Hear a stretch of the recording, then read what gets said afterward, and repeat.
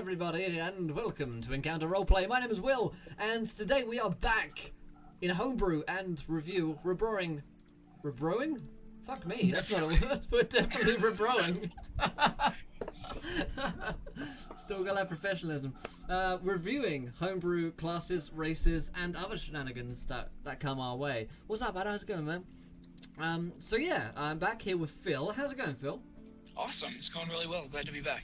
Excellent, excellent. So today's show, we're going to be taking a look at some stuff that we want to look at first of all, and then we're going to take a look at some stuff that you guys want us to look at. So if you do have suggestions, things that you'd like to send in for us to review, maybe stuff like you've written yourself, or just a cool class that you want to play and you want to convince your DM that someone else's opinion on it, you know, it's not totally broken, or like you're worried that something is totally broken and crazy, then yeah, you can send it in to us and we'll have a look at it. Today we're looking on Tumblr, because we're Tumblr bitches, and also that Reddit Best of 5E Homebrew, which is pretty good.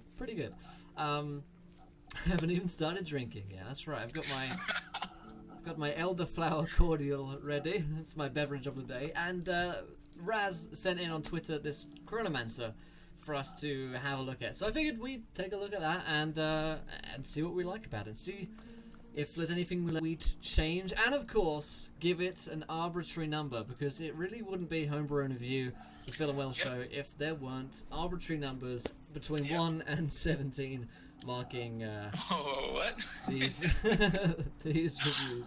So let's take a look at the Chronomancer. It's pretty cool. I mentioned earlier I made one ages ago, which was not finished at all. It was based around the Sorcerer, from what I seem to remember. So we'll see what they've done with this Chronomancer, and yeah, alright, so existence is measured in age. I'm liking it so far, Phil. This is making sense. How many years has a mortal lived? What was the construction date of the walled city of Ambrosia? When were the deities formed? Who am I? Time begins at birth, at creation, but inevitably bullshit comes to an end. Alright, okay, so there's a lot of time stuff. Wiggly, rhymey, timey, wimey, that stuff. There it is. There it is. I don't want to shock too. Relevance, I feel like relevance is spelt wrong. Is it not? Is there not another A in relevance? There's an A in there, yeah. Relevance? Yeah. Of time. He pretty didn't have the time to write it down. Chronomancers gain their magical potency directly from time itself, harnessing the energies of flowing time and manipulating them to suit their gain. It is a most dangerous tradition, as the practice of slowing, reversing, or diverting the flow is much like traffic. Can accidentally tear novices to pieces, spreading them thinly across millennia, or sometimes even drop them wholesale into a new or old era. Hey! And girlfriend subscribe for 6 months! Hey! Yes! A gentle lady. A scholar raise those drinks for sitting in chat. What's that, DeLorean? That's your new name now, remember? Look, it's Plate Lady. Fuck me, we do need an exclamation point plate at some point, don't we? Alright, so, oh, and thank you to Sutton Plant for following. You're a gentleman and a scholar. Welcome to the adventure. Whateverness, this class, yeah, agreed. Okay, so Masters, however, walk the generations as planeswalkers walk the cosmos. Experience... I'm boring myself. Okay, so Chronomancer, you were cursed with these powers by a demon, maybe, or maybe you woke up and one day you were a Chronomancer. Who knows? Naturally born, yeah. Natural born Chronomancer. Okay, so, you get prof bonuses, the same of course, you get spellcasting at 1, ageless linguistics at level 1 as well, and pretty standard looking cantrips and spells table here for the Chronomancer. Quick build suggests wisdom to be the highest ability score, followed by constitution and intelligence. Secondly, choose a sage background and then take prestidigitation and bolt of time, along with magic missile and featherfall. Alright, sounds quite wizardy right now, right? Yeah. With the new spell there is Bolt of Time in existence. Yeah, I don't know what Bolt of Time is. Maybe that sounds like a new cantrip, right? That's cool. We'll have a look, I guess. Yeah, new plates are here Thursday. I need to like make a video addressing the fucking plates, because Jesus Christ. So are there Chronomancers that are their own father, mother? Nurgabert, you've just blown my mind. Fuck, maybe there are. Maybe there are. So hit dice again, 1d8. Pretty every week that we see these homebrew classes, there's a d8 in there somewhere or other. Safe choice. Safe choice for d8, yeah. Light armor, shields, daggers, quarterstaves, short swords. You get a gaming set, so you get your D&D player's handbook when you become a chronomancer. But I wonder which edition it is though, because there's a lot of time stuff going on there. You get wisdom and intelligence saving throws, and 2 skills from that list. There, standard looking equipment. You get your choice of gaming set, so you can choose between Pathfinder and 5th. And an ancient tome. Interesting. Wonder what you do with that. Okay, so let's see.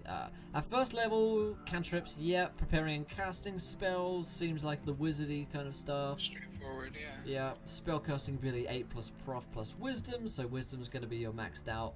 A nice eye there. Hey, and Silent Adel just subscribed. Thank you, my friend. Welcome to the adventure. A gentleman, a scholar. Let's raise that drink in chat for Silent Adel. I appreciate that, my friend. Thank you, thank you, thank you. And good luck with your stream soon as well. Alright, let's have a look then. Ageless linguistics. Now this is interesting. At first level, you can learn some of the oldest languages in the realm. You gain proficiency in 2 exotic, nearly misread that one, languages. At 6th level, you gain proficiency in 2 more exotic languages, and then at 10th, you gain proficiency in another 2 exotic languages. What are exotic languages? Is that a thing? Those are like the ones like Primordial is an exotic language, Celestial. Sometimes they share the scripts of the more mundane languages, but spoken very rarely. All right. Yeah. Okay. Interesting.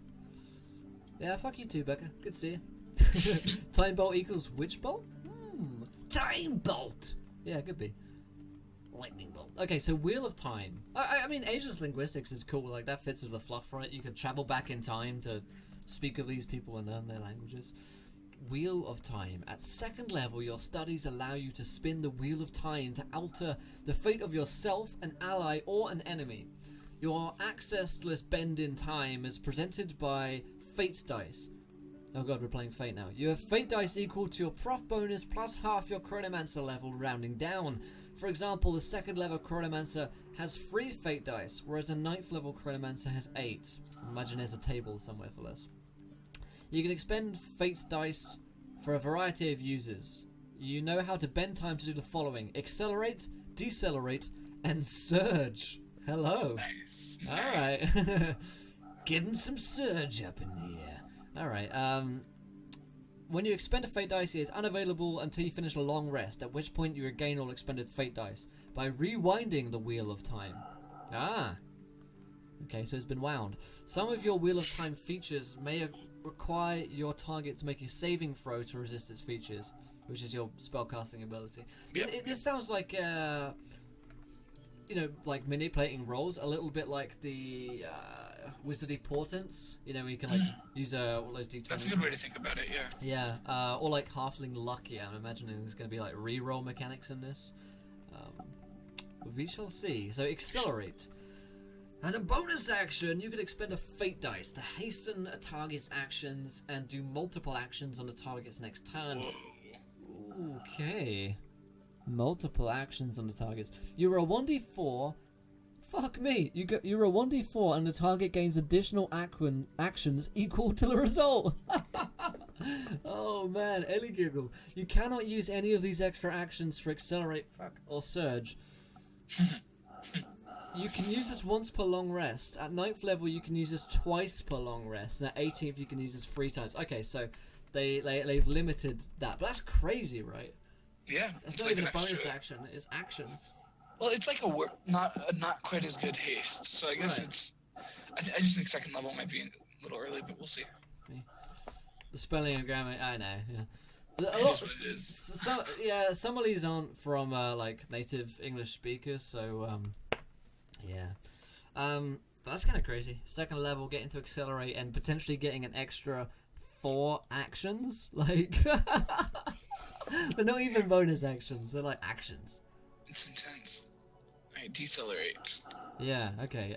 Decelerate. As a reaction to being damaged by an enemy, you can delay the wounds inflicted by expending a Fate dice. You roll 1d4 and do not take the damage that would have been inflicted for that amount of rounds. What? The creature... So like delayed damage? Is that what... No, the creature's damaging. You can make a wisdom saving throw to ignore the effect and break the bend in time. So it's wisdom saving throw. For example, you roll a 3 and do not take the damage. Oh, okay, yeah. You do not take the damage until 3 rounds have passed. So you're right. So it is a delayed effect rather than not taking damage for 3 rounds. I read that and I was like, fuck. Like you can be invulnerable for 3 rounds. But yeah, okay, that makes sense. Sure, that could be useful for like really cool. Getting a heal in time. You know. Yeah. Yeah, so at second level you can give anyone 4 full actions. That's pretty mad. It's like, I think that is crazy. Or, you know, if the rest of the class is good, then I think Accelerate would need to be looked at. But if the rest of the class is like utter shit, then, you know, you know what I mean? It might like balance it out. We'll see. I'm interested in Surge, very interested indeed. As an action, you can expend a Fate dice to take an additional action in the next round. You cannot use this additional action to cast any spell of 4th level or higher. The action gained by a Surge cannot again be used for the Surge. I don't get that last part. I think... I don't know, it's just weird. Is there any point in surging when you can accelerate? No. Really? You can only accelerate it once for long rest. Sure. Yeah, seems not as good, man. So does that mean if you get 2 attacks you would get 8? Yeah, potentially, because extra attack means that you get 2 attacks as 1 action. So if you get 4 extra actions, then you'd have 1 action, so you'd have a total of 5 actions, so you'd actually be doing 10 attacks, I believe. Surge is interesting. I don't know why you would do Surge. Yeah, I'm struggling to think of Surge's use. You do multiple actions on the target, so that's... Yeah. If you could give it to someone else. Well, you can, can't you? Because you can... No. You cannot? Okay. No, As an you're right. action. Yeah, yeah. I think if you could give it to someone else, that'd be cool. Essentially foregoing your turn, Sure. giving someone else too. Yes. But then you just accelerate, I think. But yeah, you can only accelerate so much. So I guess it's like a worse accelerate. Hey, Rosmo, what's up, man? Paranga, good to see you. Yeah, okay, interesting. Timeless body. Wow, if only we could we could capture that. Timeless body. At second level, your intense studies with time and your ability to control and alter it makes you keep your youthful looks. Really? Maybe she's born with it. You still can die of old age. Maybe it's timeless, but maybe she's a chronomancer.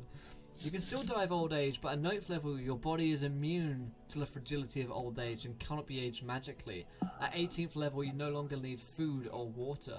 Whoa. This is second level that you're getting... Well, I mean, like, to be fair, that has no use at second level, really.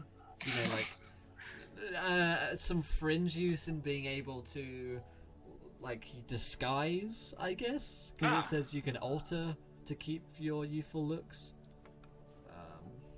This is the Chronomancer. Hey, Suckadelli. You could make that more useful, like, by being more specific, saying, like, you can change your looks to look older or younger, because that sounds cool. Yeah. Okay, at 3rd level, you get Lifelong Journey. When you reach 3rd level, you become attuned with a certain timeline of events. Okay, these timelines are 3351 BC, 253 AD, 1877 AD, all of which are detailed at the end of the class description before the Chronomancer spell lists. Your Lifelong Journey grants you features at 3rd level and again at 6th, 11th and 17th. Okay, so are these like the subclasses we're looking at here? They are. I think you get all of them though. That's what it looks like. Oh fuck. Oh no, okay, no. You choose a journey. You choose one. Yeah, okay. So you choose the Lifelong Journey. So that's like subclass, but they've reworded it to be more confusing, helpfully. Yeah. I know, Adol. Yeah, he still needs some beer. Surge gives you the extra action on Surge. Cannot stack. With a Surge, you can use another key point to accelerate or decelerate as aware as Surge. Okay, that's interesting. You still need to get a bar from there. It's true, Anonymous, yeah. Thank you to Sir Beast for following. Welcome to the adventure, my friend. You're a gentleman and a scholar. Yeah, I'm struggling with this one at the moment. We'll look at the subclasses or those lifelong journeys, which really does sound like an old pensioner cruise, doesn't it? Go on a lifelong journey. Okay, ability score improvement at 4, sure. Pocket of Eternity at level 5. In your resourcefulness, you have created an eternal pocket of time. You know, my pockets are falling through my coat at the moment. I could do that. On your turn, you can use a bonus action to regain hit points equal to 1d8 plus your Chronomancer level plus your proficiency bonus, which is a short or long rest cooldown. At 5th level, 1d8 healing isn't much, right? It's nice. It's nice. And that combos with Decelerate. So what the plan would be that you use Decelerate on a creature or on yourself so you don't take damage for a certain amount of rounds. During that time, you heal back up. Yep. Then you take the damage. Yeah, it's like second wind, except, well, yeah, about second wind. Kind of like second wind, yeah. Hey, Xenos, we are looking at the Chronomancer class, my friend. Good to see you. Yeah, timey-wimey stuff. Okay, so, rewind. At 10th level, if you have 1 fate die remaining, you can use an action to expend it and roll it. You gain a number of fate dice equal to 1d4 plus 2. What? This feature recharged at the end of a long rest. Okay, so you have to have only 1 left, and then you regain 1d4 plus 2. So on average, you regain like 4, you know. That's 10th level. I 10th like level, sure. I think one note that I'm like finding is I would make it so that fate die can be useless. Like when you accelerate, I'd make it 1d4 minus 1, so that if you rolled a 1, you get nothing. You lose that lot. That's good. That's interesting, actually. On this rewind, 1d4 minus 1, so that you can get nothing. Yeah. Or, you know, if you're doing that, you could bump up to a 1d6, maybe, because there's that risk reward. Yeah. True. I'm glad you caught us, Zenos. Glad you caught us. Okay, anyways. Yeah. Okay, time anomaly. At 13th, when you cast a spell that has a casting time of 1 action, you can change the casting time to 1 bonus action for this casting. After you use this ability 3 times, you must finish a long rest before using it again. Now, am I right in thinking that's similar to the sorcerer's, like, quickening? Yeah. So that's fine. You know, 13th level, we'll get him to do that. I want to see the spell list. Yeah, we'll get there. Yeah, Bolt of Time. I wonder what that one is. Okay. By the way, can anyone look up, is Bolt of Time actually in the PHP? Oh, it's not. It's listed at the end here. Oh, okay, thank you. Hypersonic speed. Upon 15th, your awareness to danger reaches a hypersonic clarity. Whoa. Alright, you had +5 bonus to your initiative rolls. That's fine. Yeah. Wouldn't that be hypertemporal? Like, for using... I don't know. It's all hypersonic is like sound. Oh, man. I don't know. Yeah, right. Yeah, like the speed of sound, I guess, is what you're going at. Okay. Maybe that's what they're going for. Okay. We're going into ultrasonic Time Lord. Oh, here we yeah, okay. Once the Chronomancer reaches 17th level, you are considered to be a Time Lord. This allows the Chronomancer to predict a favourable outcome of a battle. The Chronomancer can now roll a 19 or 20 to critically hit on attacks, and you add +1 to your spell save DC. That's fine. At 17th level, I'd say that's probably like under the curve, probably. What good does 19, like, this doesn't seem like a very... Attacky class? Attacky class, yeah, so why the 19 or 20? Yeah. That, you know, it's funny, putting this at 17th level makes that other class that we were looking at several weeks ago, like, even more ridiculous in comparison. They gave you critical hits on, like, 18s at level 3 or something. Yeah. Gotta be faster than light to start messing with time. Okay, hypersonic is 5 times the speed of sound. Okay, sounds like science to me. Maybe it is. We'll see. Undo timeline. It's undo the Game Master's plot. Upon reaching 20th level, you gain the ability to undo a specific timeline, taking all actions of 8 targets back in time. Gosh. No. This is a headache. This is like a headache waiting to happen. Up to 3 hours prior. All experience and items gained within that time are lost. All spell slots that were used within the time frame become unused. You can only use this feature once every 7 long rests, so a week. For example, if everyone was about to die to a Tarrasque, the Chronomancer can revert back in time to an hour before they encountered the Tarrasque to inform the party of everyone's unfortunate ends. If I were... such cheese. If I were like a Chronomancer, I would every once in a while just pretend to have come from the future. Yeah, yeah. You die in an hour from the Tarrasque. Yeah, watch out! A Highlander class. I haven't seen one. I don't know what happened today. Yeah, I don't know. It's oddly specific. Do you know what I mean? Like, I understand it from like they want to be Doctor Who, kind of like we could go back in the timeline. But from like a fun perspective, I think it'd be so unfun for the DM and the players. Like, it's like loading a save. It is. It is like loading a save, which is one of the things that I really like about D&D is that you can't load a save. You know, up to 3 hours prior. So, 8 targets. So it's like there are no consequences to actions anymore. Hey! Oh man. Yep. Yeah. Around 6 seconds, you could rewind so much. Yeah, imagine. Yeah, and that's the other thing that I was thinking when I was thinking headache.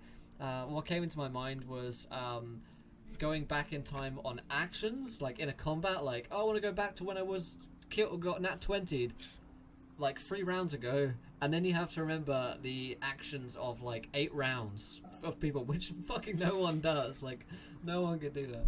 So, yeah. Yeah, exactly, yeah. We can do absolutely anything we want. Why don't we just rewind and there's no consequences? Like, it's kind of... yeah, okay. Well, we'll see. That's what it is. But lifelong journeys... Interesting idea that you start learning about different parts of this history. So, okay. 3351 BC. What kind of Chronomancer are you? You travel back to a time where magic and miracles were rich throughout the land. Once spending countless years in this timeline, you are more attuned to magic than ever before. Would it also be difficult to put this into your like homebrew world, possibly? Yeah, you might just change the times. Yeah, yeah. Epoch Continuum. Starting when you choose this journey at 3rd level, your Bolt of Time cantrip is altered to be Epoch Bolt. When Bolt of Time is altered to be Epoch Bolt, it gains these... You have to say it like that. It gains these effects. When dealing damage with a spell, in the place of d8s, use 1d4 plus 1d4 for damage rolls. What? You mean 2d4? For example... Casting Epoch Bolt at 5th level and hitting will deal 4d4 force damage. Let's read what Bolt of Time does first, I guess.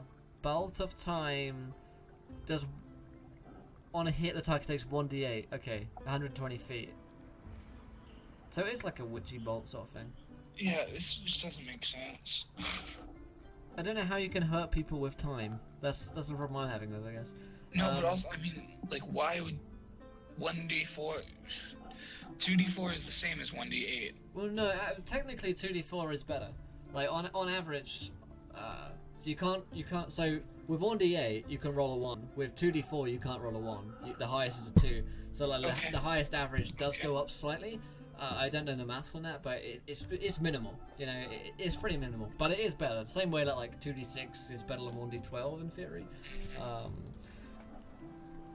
So it's you know it's like tiny amounts. The creature hit cannot take reactions until your next turn if they fail a wisdom saving throw. Okay, and you gain advantage on spell attack rolls with Epoch Bolt. Whoa. A 3rd level. Okay, that's pretty good. And that's a cantrip, right? Yeah. Oh man. A d8 cantrip with automatic advantage. Yeah, well, yeah, and a 2d4 cantrip, I guess. True. Right. Okay, so 2d4 is 5 on average, 1d4 is 4.5 on average. So there's the math. Thank you. Yeah, your enemy gets all wrinkly if you hit them. Okay, you got your head in your hands there, Phil. How are you feeling about this one so far? It's a bit much. I'm still optimistic. Like, There still is hope. There still is hope. It's Chronomancy. The thought of it is really cool. Right, yeah, the concept is it could be good enough to carry it. We'll see. Ancient research. At 6th level, you gain +2 to your wisdom stat. Really? This cannot make the stat go over 20. You apply your prof bonus to the damage of your spells. +2 to a stat at level 6 is pretty good, especially when that stat is the one that you want to be maxing out. Yeah, it's just a free ability. Free ability upgrades. So, for me, I'd turn that down to a +1, or just maybe. If anything. Yeah, you know, I wouldn't. If I was doing this, I probably wouldn't even put a flat stat increase on it.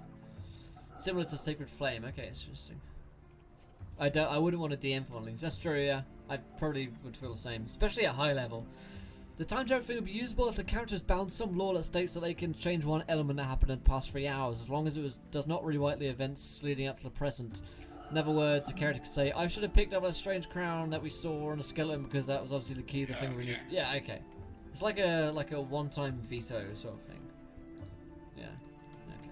Like you can change like 6 seconds from the past. Right. Yeah. Yeah. The actions of 8 people for 3 hours. Does that piss you off, especially like in PvP situations?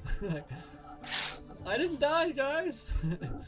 Alright, Fate Renew, just get through this thing. At 11th level, you can expend a Fate dice as a bonus action to heal a creature. It gains hit points equal to 1d6 times your Necromancer level. Chronomancer, yeah. Sorry, Chronomancer level. 1d6 times Chronomancer level. That's actually cool. It's pretty cool. So Okay. 6 times 11, 66 once per long rest, like a major heal at 11th level. It's strong, but I think like that's an appropriate. Sure, yeah.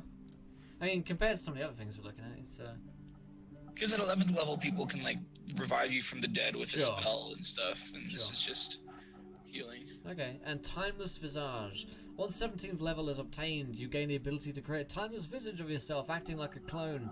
It cannot expend fate dice, however, it can attack and cast cantrips at your telepathic command. When you create a timeless visage, you must roll its initiative. The timeless visage is controlled by you and does not require your concentration. If you do not give the visage commands, it will not move or react. It uses all your stats, doesn't gain feats, and has hit points equal to 1/2 of your hit points. You must, or total hit points. You must finish a long rest before you use this feature again. Okay, so it's like a mirror imagey kind of thing, but it can act. That's pretty good, I guess. The fact that it can cast all your spells and cantrips could be kind of crazy, though. Yeah. Wait, Okay. can it do the time rewind as well? No. No, that's an ability, not a spell. Okay. I was gonna say, fuck me. Okay.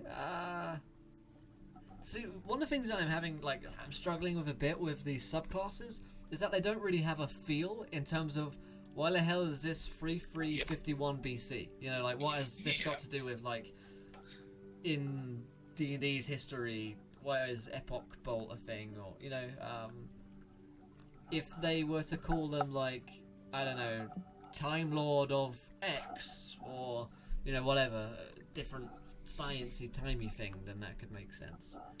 I like that title, sciencey timey thing. Thank you. I worked on that for a long time. Activate the Omega 13, yes. They should be able to add exhaustion to things by like fast forwarding their personal timeline a day without letting them sleep. That's cool. That's a great that'd be idea. cool. Yeah. Fast forwarding so you don't have to do rest and stuff like that, even for a whole party. Yeah, Age of Magic, Age of Law. Yeah, I like that. Yeah. I'm assuming those specific points in time is where major events took place. I guess, but it's not explained, you know?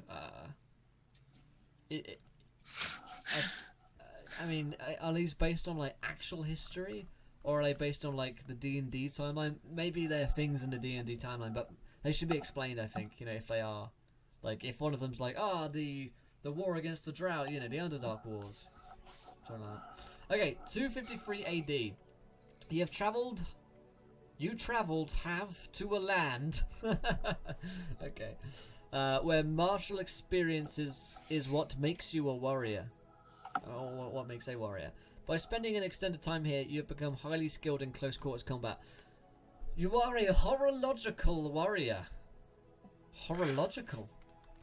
Let's Google that one. I don't know what horological means, do you? Oh, I don't know that that's a word. Horology is the art and or science of measuring time. Oh.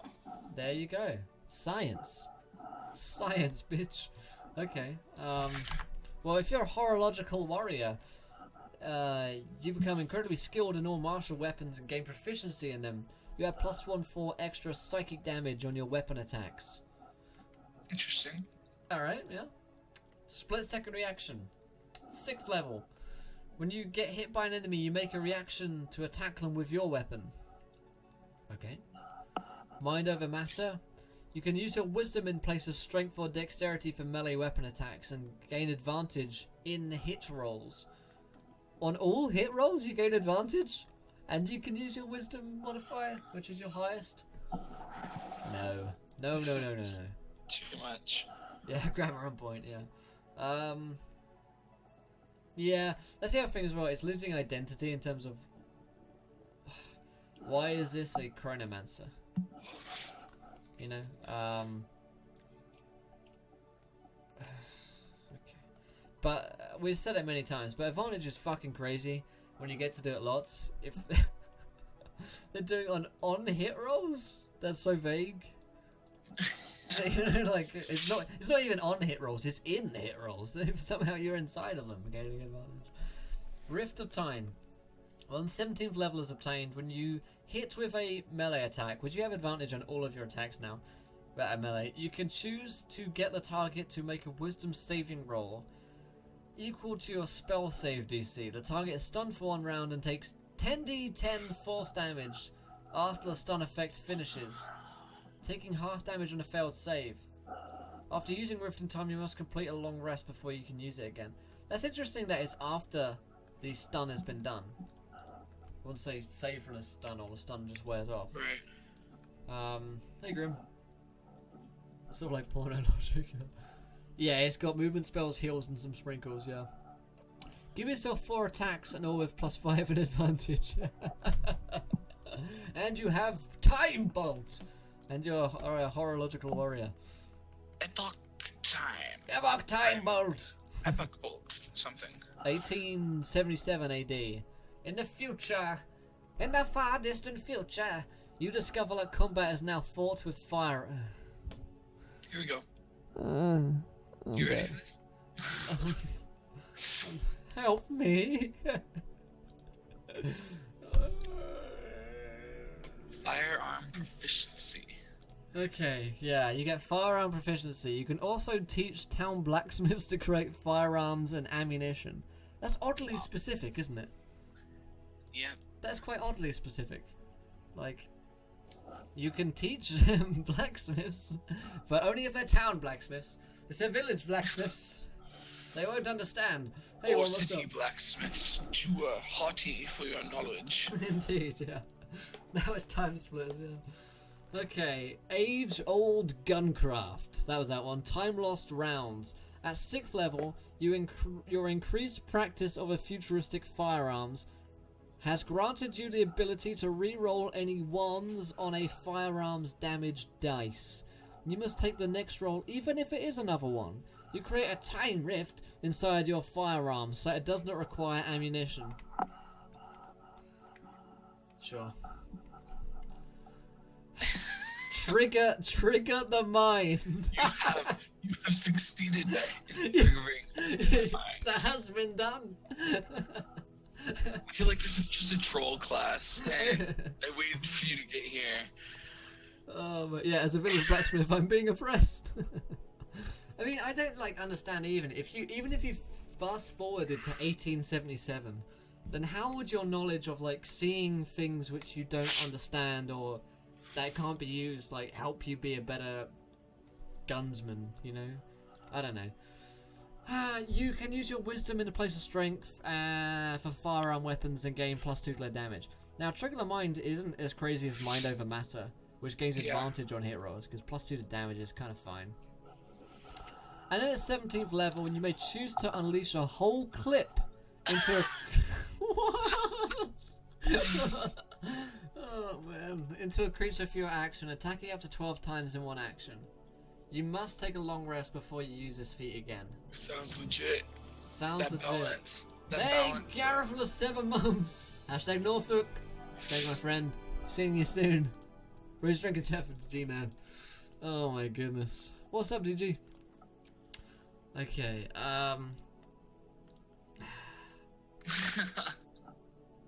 okay.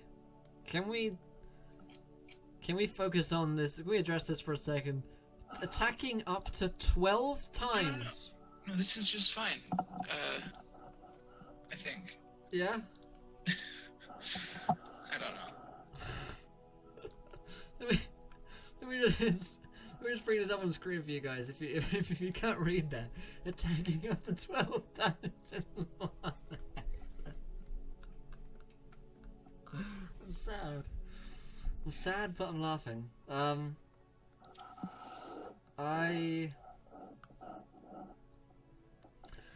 Okay. That happened. 1877 AD is crazy, man. If you've ever been there. How big is one clip? Teach the blacksmith to make a massive clip for you. Oh man. Dear Lord. 17th level doesn't need to be special. It should have been 17. I mean, like, 17 times. I'd have been fine for that, you know. Oh man. That's your boss fight cooldown. Yeah. It's, that is silly. That's silliness, you know. Yeah, I agree, Quintus. Sorry, Raz. I didn't want this to be good for you, but I feel like some of these are a bit crazy.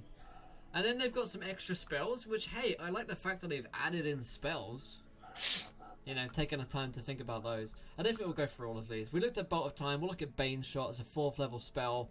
You touch a ranged weapon that uses ammunition, infusing it with the power of time. The power of being 5 minutes late.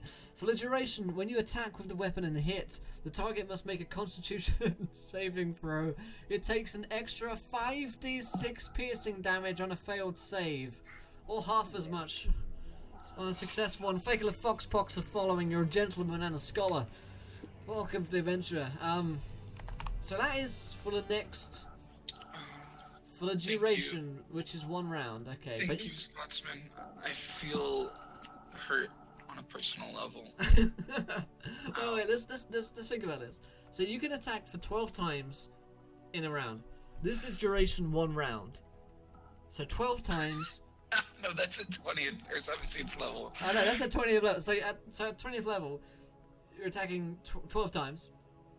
Or is it 17th level? Let's check. It's at 17th level, not even 20th. At 17th level, you can attack 12 times. If you cast Bane Shot, and every single one of their rolls is a failed Constitution saving throw, not only are you attacking 12 times, but you're doing 12 times 5, which is 60 off the top of my head, so you're doing an extra 60 damage. No. No, you don't. You're doing an extra 60 d6 damage. No, because you can only cast so many 4th level spells. But no.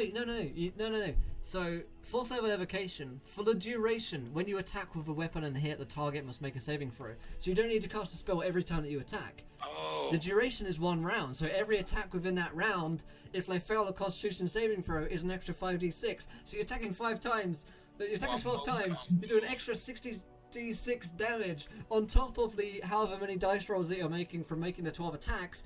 Whoa. And then you rewind time, and it never happened.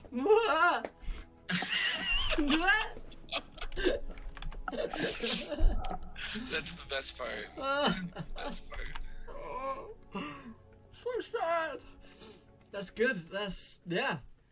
I mean, like, so on a more serious note, I suppose, like, you can find literally everything. You can see, like, I can see where it combos. Like, in this person's head who might not be familiar with, like, 5th edition play or high level play, like, you can see where he's thinking, like, oh, okay, well, that combos with the 17th level thing, and that could be, you know, that's good. But really, it's insane. Like, insanity. First you annihilate an entire town, then rewind time, then you do all 12 attacks plus 50d6 damage all in one round within the space of 6 seconds. And don't you get to crit? Isn't that, or is that only part of the subclass? Yeah.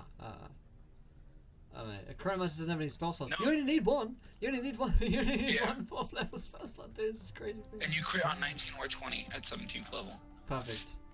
Yep. So, Beautiful thing. yeah, that is science. We'll look at one more, I guess. We'll look at Bone Sword. Okay, hello.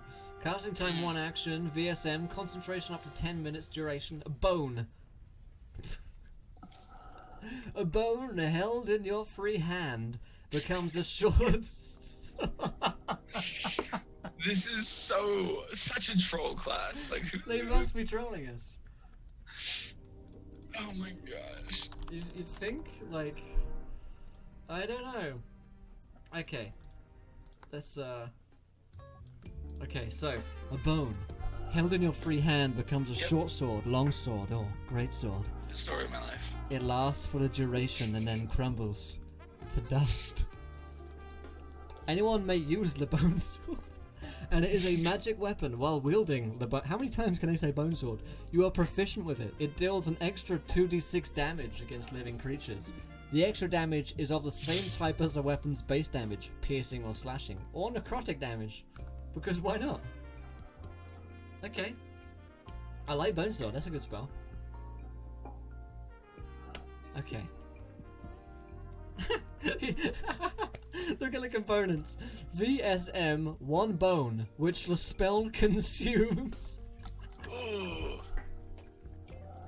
I don't know if I want it consuming. Okay. This class is gonna be good.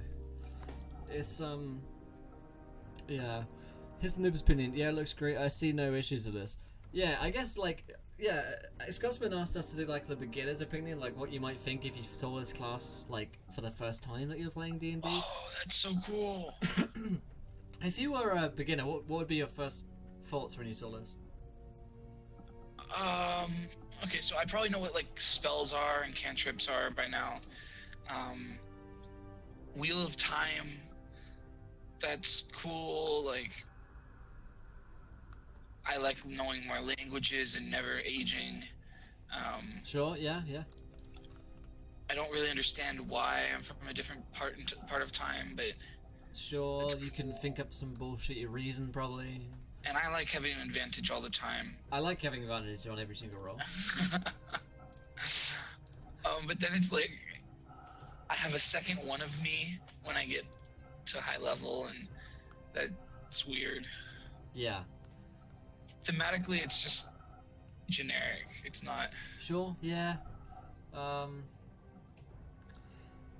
Yeah, I mean, like, I think what would happen is you're like, oh my god, this is really cool, and then you ask your DM about it, and he's like, oh my goodness, like, and it's not even like, you know, because we'll often say like, well, when it gets to later levels, things get ridiculous anyway, so, you know, like, what's the harm, you know, where's the problem in having like a, and I don't think there is. There's no harm in having like a really good 17th level or 20th level thing. However, some of them are even too good for my liking. You can see the spell slots here. You get 1 4th level spell slot at 7th, and then 2, 3, maximum 3 at 9th level. So you can do that crazy 5d6 extra damage spell 3 times at level 7. Sorry, at level 9. Yeah, but even at early levels it gets crazy, like Accelerate, level 2, you know, getting an extra potential 4 actions, which is crazy, you know, and then if you accelerate yourself and then you do the 17th level thing, you know. I am a beginner, I think it's insane, I'm not fun playing or being somebody playing this class, yeah. I'd agree with you there, Steve. My first ever game was Dragon Ball Paladin, how I miss him. Yeah, I'd agree with you there, Quinn. Creating classes is actually the hardest thing to do, I'd say, in terms of if you look at like archetypes, backgrounds, very easy, races and archetypes, classes are the hardest. When I was trying to make some, there's just so much thought that you have to put into it and so much balancing. Whereas in comparison with archetypes, you've got precedent to go on. I think just like when you make a new character, like you can try and optimize it, and you can try and put all the abilities in the right place and pick the best spells. But the best way to go about it is to start with like the theme that you're trying to go for, everything that you see it becoming. I think you're right. Yeah. Before mechanics, because those can be tuned much better than. Right. Yeah. And I bring back the princess, and I think that the class itself doesn't have that feel where the mechanics emulate the theme. You know, like the crunch doesn't fit with the fluff well for me, because the subclasses feel confused. You know, this lifelong journey concept is what I like, but I think they try and do too much of the subclasses. You know, like one does attack, you know, one does melee attacks, one can do loads of spells. You know, ends up doing a few too many things. And then the 351 BC idea and the 253 AD, like, they're not explained, you know? Like, okay, I'm a horological warrior, what's that mean, you know? I've travelled to a land where martial experience is what makes a warrior. You know, I'd like some explanation as to the events there in like, the fluff. I certainly have succeeded in triggering the mind, however. So, yeah. Arbitrary number. Also, the spell list is really long. It's quite good. Oh, I love having spells that my DM knows nothing about. Like, I mean, they've gone to the time of making some extra spells, which is, you know, effort. I appreciate the effort of putting in some spells. However, the spells, for the ones that we looked at, and maybe we only looked at some crazy ones, were crazy. Yeah, Teef, there's some great homebrew races out there. Absolutely. Phil, arbitrary number time, my friend. Oh, definitely like a 3. A 3, yeah. I think I'm with you there. DJ, what am I doing here? Yeah, that's how I feel, DJ. Even then, I was trying to think of a redeeming point where I think the concept is cool, but I don't really. It doesn't really tickle my pickle in that sense. You know, it feels a bit too. It doesn't really cast. What is that, bone sword? Right, yeah, it doesn't give me the bone sword that I was really looking for. But it feels a bit too Doctor Who-y, a bit one of the kind of like jokey classes, and I feel like Chronomancers could be done so much cooler than this. So not that I'm the person to do it, but yeah. Hey, Chronomancer 3.17 for the bone sword. I give it the extra 17 there. Okay. Yeah. So is that your little dong edition? Yeah.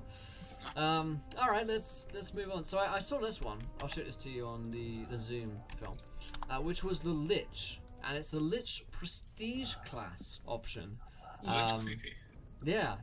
And so if you ever wanted to be a Lich, then now you can.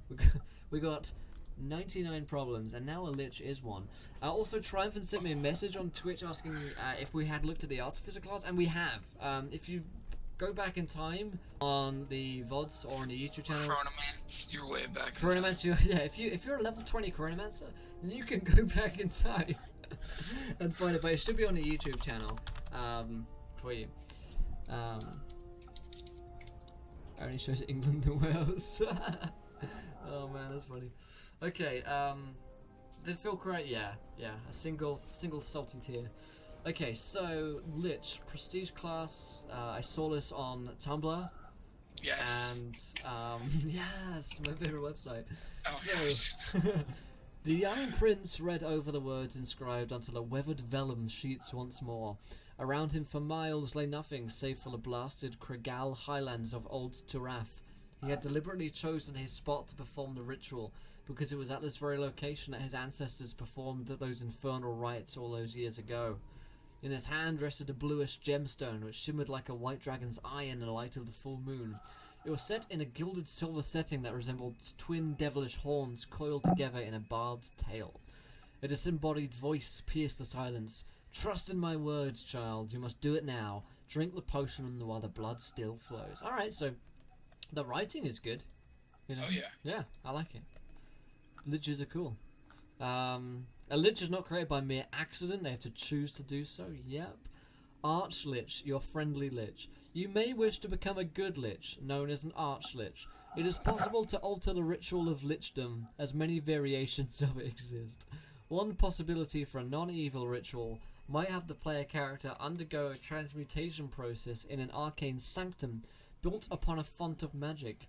Another possibility is that the player character devote themselves to the protection of others via a magical oath. That seems unnecessary.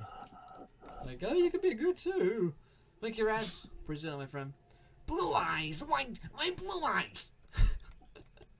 Yeah, I don't know. I don't necessarily like the idea of being a good Lich. What do you think about that, Phil? I don't think it matters one way or the other. You're gonna have to find a way to play with the other people at your table. That's the bottom line. Yeah. Meh. Prerequisites, because it's a prestige class, intelligence of 13, constitution of 13, must be living, ability to cast 5th level spells, character level 10, and you have to complete a special task doing a lichy thing. So you have to be at least 10th level to get this one. You have to be a full spellcaster, so like the other things you can: sorcerer, wizard, warlock, druid, Chronomancer. cleric, chronomancer. Oh yeah. Very limited alternates. It's a eerily good impression of Weevil. Thank you. Yeah, what would that even be? That's true. I don't really know what a good Lich would look like. Okay, class features. 1d8 per Lich level, of course. I've never seen any other hit dice but a 1d8. I think that's the only choice. I don't think it should be so high. I mean, yeah, I feel like it would be lower because you're a crinkly old spellcaster. Like, especially if this turns out to be powerful, like a 1d4 or a 1d6. Yeah. Would be appropriate if you're building it as a spellcaster. Yeah, true. Yeah. No proficiencies as usual. No equipment as usual with prestige classes. Alright, Lichdom, a first level, your type changes to undead. All spells and effects that would apply to undead creatures apply to you. As an undead, you do not need to breathe or sleep. You cannot suffocate, and you do not age. You gain immunity to poison and are immune to diseases and the poison condition. You gain dark vision 60 feet, or if you already have dark vision, its range increases up to 120. You must construct a phylactery before you gain any class features using the prestige class. So you're going to already want to have your phylactery built by the time that you're level 10. There probably is rules on how to create them, I imagine.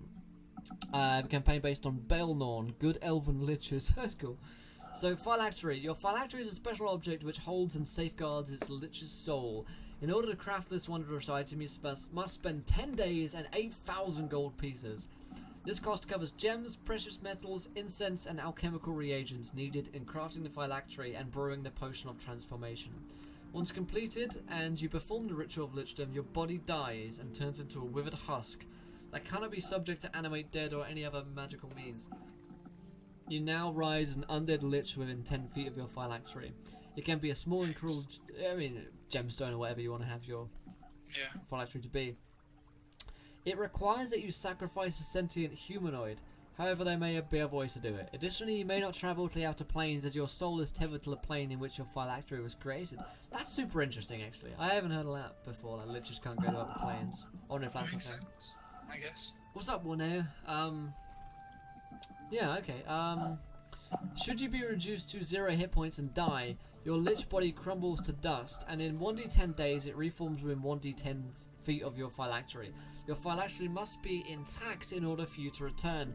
If it has been destroyed, you do not reform, and you cannot be brought back by normal means, such as the resurrection or revivify spells. Similarly, a phylactery caught in an area of anti-magic, such as one created by the anti-magic field, spell cannot reform its lich. It's trapped inside until it's removed or the field dissipates. Interesting. Excuse me. Bless you. I'm sorry. Alright then. Okay, so your phylactery is tiny, has 40 hit points, and is immune to poison and psychic damage, and is resistant to bludgeoning, piercing, and slashing damage from non-magic attacks. As a lich, you may cast non-detection or Nystul's magic aura on your phylactery to better hide it. You must already know either of the spells in order to cast them. Okay. Doing so extends the duration of the spells indefinitely. You always know the location of your phylactery and become aware if it's in danger. Being an obsessive lich, seems like shots at an ex-girlfriend, you may use an action to peer over your phylactery to make sure that it's safe. You gain blind sight to 10 feet centered on your phylactery up to 1 minute. While looking over your phylactery, you cannot move, sense, and you cannot take any other actions except using an action to end this effect early. And hey, Vader Jamarkle for 2 months. Appreciate my friend, a gentleman and scholar. Salute you, sir. Sorry that drink in chat for Jamarkle. Good to see you, man. I don't pronounce the Y. In what? Phylactery. You'd say phylactery. Would you say phylactery or phylactery? I guess you'd say Phil, right, Phil? Huh. Yeah, I think so. Just like I would always say phylactery. Let's see. Phylactery pronunciation. Let's see. Here's a woman saying it. Come on. Phylactery. Phylactery. She says phylactery. Phylactery. She said it a lot. She said phylactery. I don't know what to think anymore. As also from the free month, thank you, my friend, a gentleman scholar. Salute you, sir. This is phylactery. Well, fuck me. I'd say phylactery though. Raise those drinks in chat for Azaz. Thank you, my man. Is it a phylactery or is it a fill factory? A fill factory. Yeah. Pronunciation. How to say phylactery. Phylactery. That says phylactery. I don't know what to believe anymore. That man said phylactery. That woman said phylactery. Well, no, did he say? Oh, fuck me. I don't even know what to think anymore, guys. Well, my life is a lie. Okay. Should your phylactery be destroyed? Sorry, your phylactery. Fuck me. You are stunned for 1d4 rounds. You take any remaining damage dealt to it. A lich without phylactery is in great peril every moment that they go without one. You may go a number of days without phylactery equal to your intelligence modifier, minimum 1 plus your lich class level. After which point you may crumble to dust or degenerate into a demi-lich. Cool. You can rebuild it. Same way. Alright, so that's our first level. You get a lot of stuff there. First off, so, it's clearly a fill factory where they make princess fills. Yeah, first stage, you're welcome. At second level, your lich body grows stronger in undeath. You have advantage on all saving throws against any effects that turn undead. Additionally, you gain resistance to necrotic damage. Okay, that's kind of nice. Yeah, very. It's not like all saving throws, because that'd be crazy. But it's just, you know, anyone's to turn undead, so you gain resistance to that. So your paladin doesn't kill you. Yeah, the paladin doesn't turn up and just immediately kill you, yeah. Paralyzing touch, also at second level as an action, you can touch a creature within range and attempt to rack their body with negative energy. So this is the equivalent of reading YouTube comments. If you're watching on YouTube now, hey! Make a spell attack roll against that creature. And on a hit, you deal 1d10 cold damage. The target must then make a constitution saving throw against your spell save DC. On a failure, the creature is paralyzed for a number of rounds equal to your intelligence modifier, minimum 1. The creature may repeat the save at the end of each of its turns, ending it on a success. Once you use this feature, you must finish a short or long rest before using it again. Alright, that's kind of cool, right? Yeah. I'm down. I'm liking this all right now. Like, this is great. Yeah. I'm on a level here. I have an idea for a custom class. It's pretty impressive. If you do say so yourself, Jamarkle. What are you building there? Aura of Despair at 3rd level. And of course, whilst it says that these are at 3rd level, they're equivalent of being at 11th, 12th, and 13th level. Yeah. So, at 3rd level, your magical presence wards off your enemies by sapping at their will to fight on. Don't sap at me. All hostile creatures within 10 feet of you have disadvantage on saving throws against being frightened. Alright. Sure. I guess you're going to be wanting to do lots of frightening stuff. Oh, here it comes too. Yeah. Oh, there we go. A bioterrorist.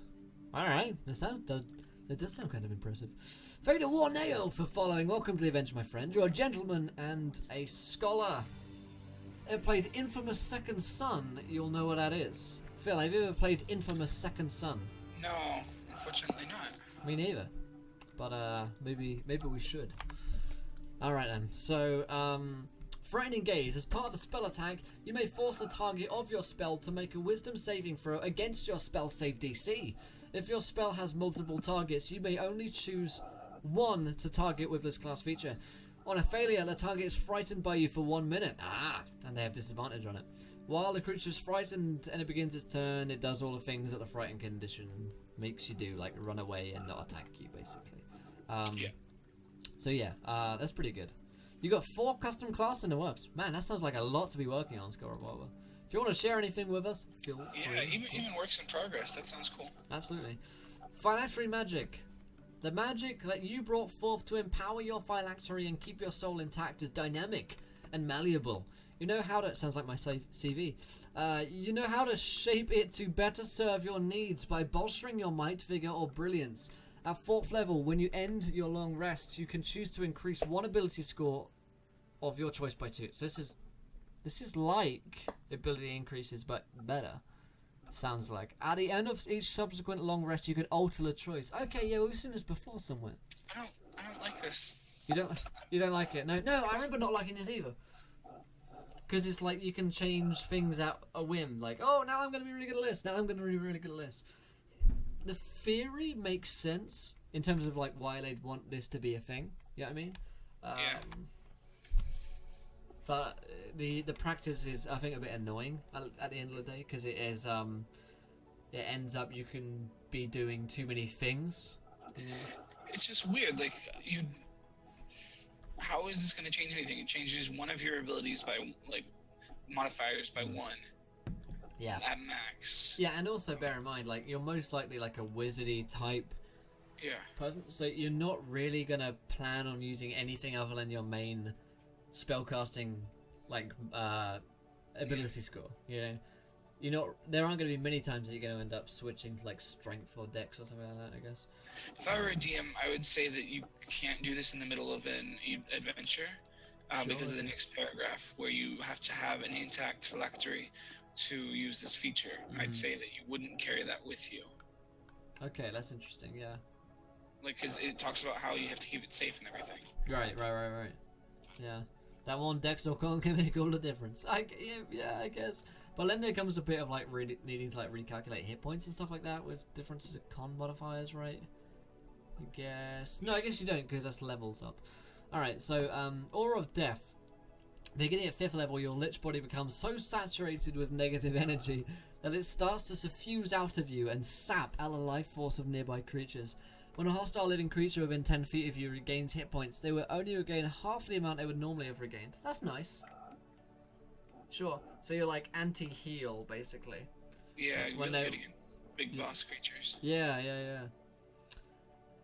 For to really balance any class, you need to play with one in your group so you can tweak it as you go. Yeah, I mean, like, honestly, the more that they can playtest, the better. So if you can get like 3 people to playtest it through the levels, then that would be great. But the problem with playtesting is that it takes so much time that I think most people don't bother with playtesting, aside from like maybe one.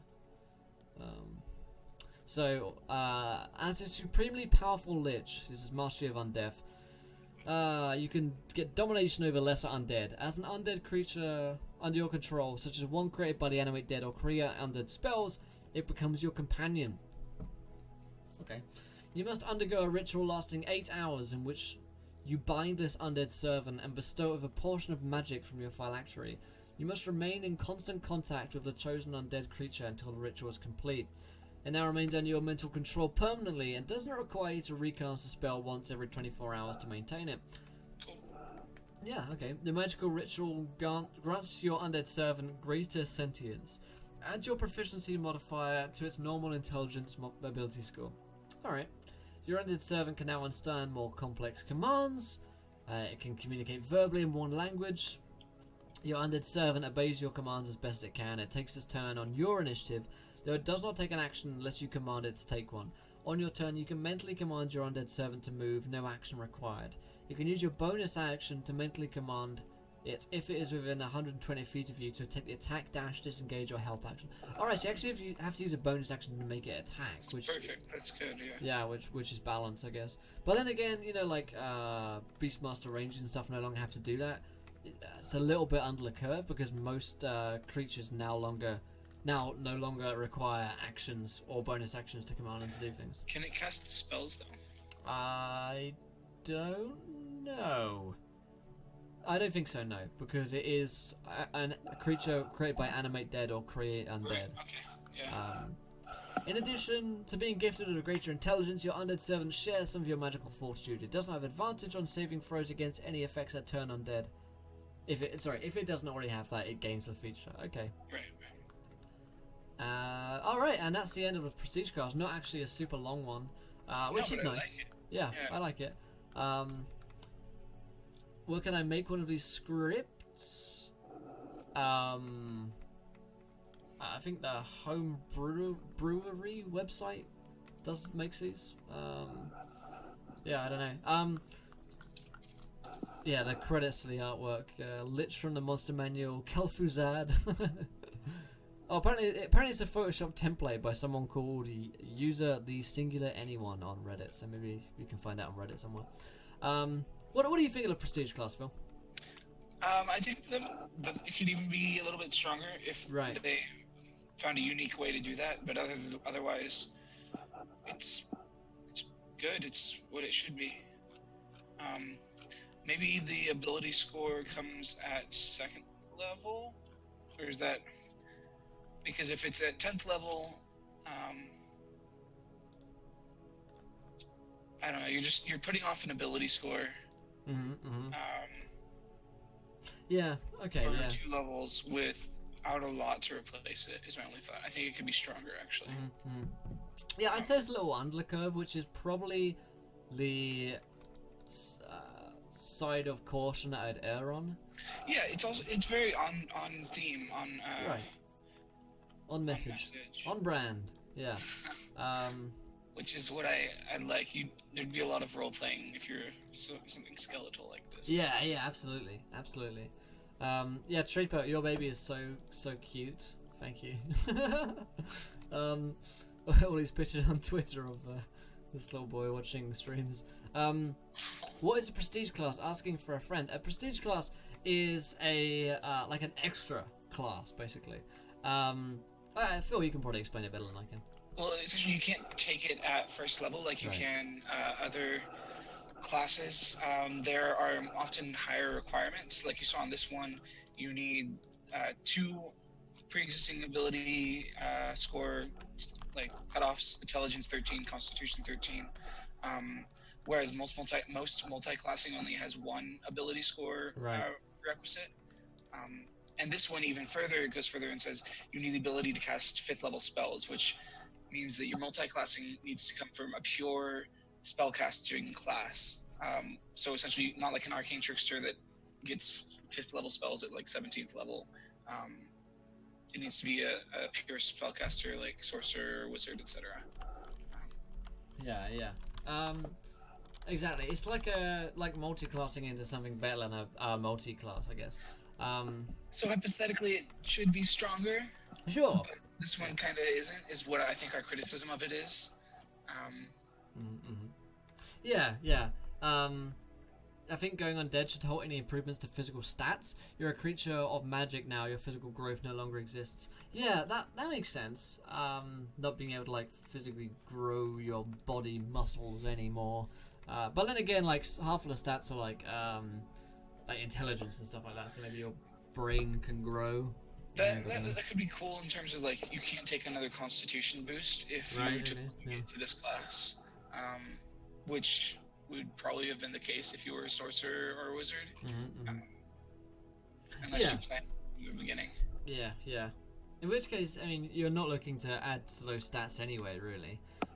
Comes to the argument again where he's probably going to add it to intelligence or wisdom or something like that. But yeah, no, I like this one. Much more balanced than the last one that we were looking at. It's refreshing. Refreshingly balanced because I'd say like 1 out of 4, maybe 1 out of 3 hits a good balance on homebrew stuff that we look at here, and we're taking from some pretty good sources as well. It's a funny thing, like what I would consider to be some of the upper standard of sources. So like the Tumblr is usually quite good, as well as the Reddit best of 5e homebrew is actually quite good. Compared to like the D&D wiki, which is like one of the most hit and miss sources that you can get. But hey, arbitrary number time, I say. Definitely. I'd even go like 7.5. Like it wouldn't Yeah. take maybe one or two more abilities to make this really interesting. Yeah. And play it. I'll go as far as to give it a 7.8 because it's more balanced than other ones that we've been looking at. Yeah. Like recently. So it succeeds where its peers have let it down somewhat, I suppose. Yeah, the wiki is terrible, man. Like the princess class. The princess class was something else. You know, I saw that on Twitter, and someone tweeted it out, and it got lots of like response. And I wanted to be like, "That's shit," you know, like that's like the shittest fucking class. But I didn't say anything. Swordfang, 6 bumps, my man. A gentleman, a scholar. Salute you, sir. Let's get those drinks in chat for Swordfang. How's it going, my man? It's good to see you, dude. Witches are definitely bae. Yeah. Oh yeah. No, I'd play it for the simple fact like liches are so cool, and I Do think you that's. see those cheekbones on these illustrations? Oh Like, yeah, look at them. They are on fleek, boy. Look at them. So yeah, I think the coolness of a class carries it through, even the fact that it's like a little bit under the power curve.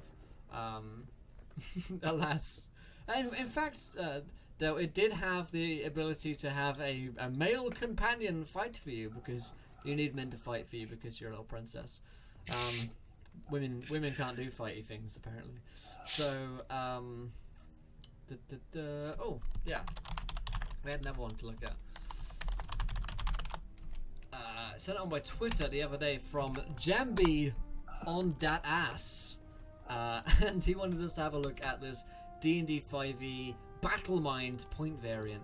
Now, this one is on the wiki, so let me capture it from this angle here, so it's a bit bigger than this other one that we have up here. So, a battle mind. Now, I don't really know what a battle mind is off the top of my head, but I said I'd have a look at it. There we go, perfect. Point variant 5E class. Unless you choose Xena Warrior Princess, that's true. She was good. What's new, man? I've been in Shade Life, you know. Yeah, man. No, I've moved house in the past few days, so I haven't been streaming for the past like two or so days. But now all fully moved in and in a new place, so that's pretty fun. Alright then. So, Battle Mind. The mind is deadlier than the sword. so it seems. Yeah, this is the so it would seem. This is a creed of all battle minds. Battle minds are warriors who seek to test their skill against the mightiest and most dangerous opponents. These warriors possess a combination of psionic and physical skill. I feel like we looked at a battle mind or something similar to this recently. Possibly. This is one of these like mind warrior kind of ones. oh You know? no, like a psionic or something. Yeah. Yeah, look out, boys, the D&D wiki.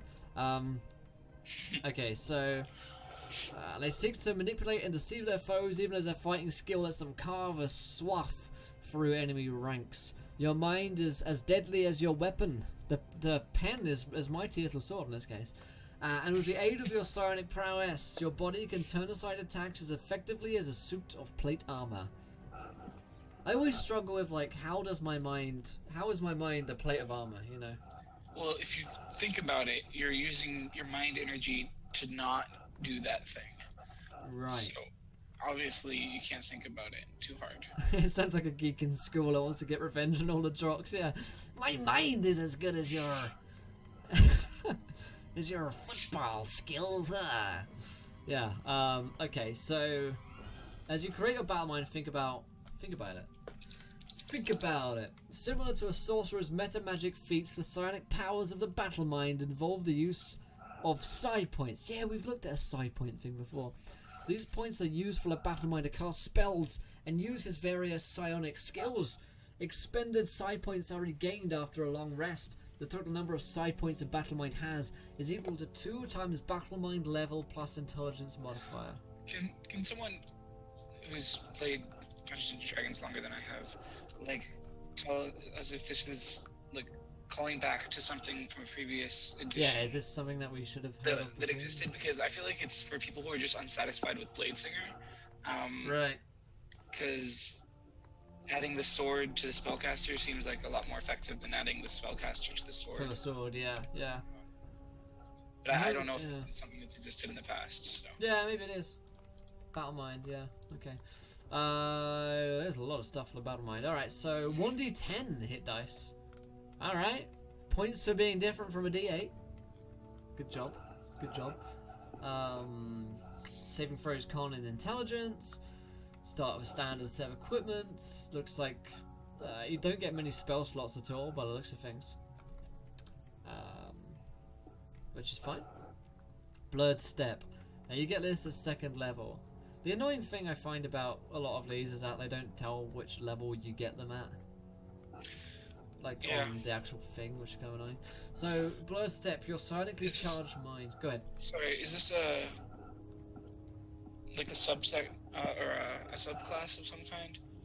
This is a This is just Battle Mind. it's a 5e class. Yeah, it says 5e class at the top. Apparently, okay, so there's an edit at the top which it says, this page is incomplete and or lacking flavor.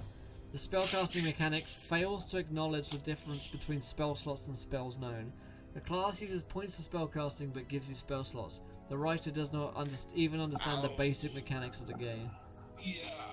That wasn't a fourth of... That was yesterday, man. That was savagery yesterday.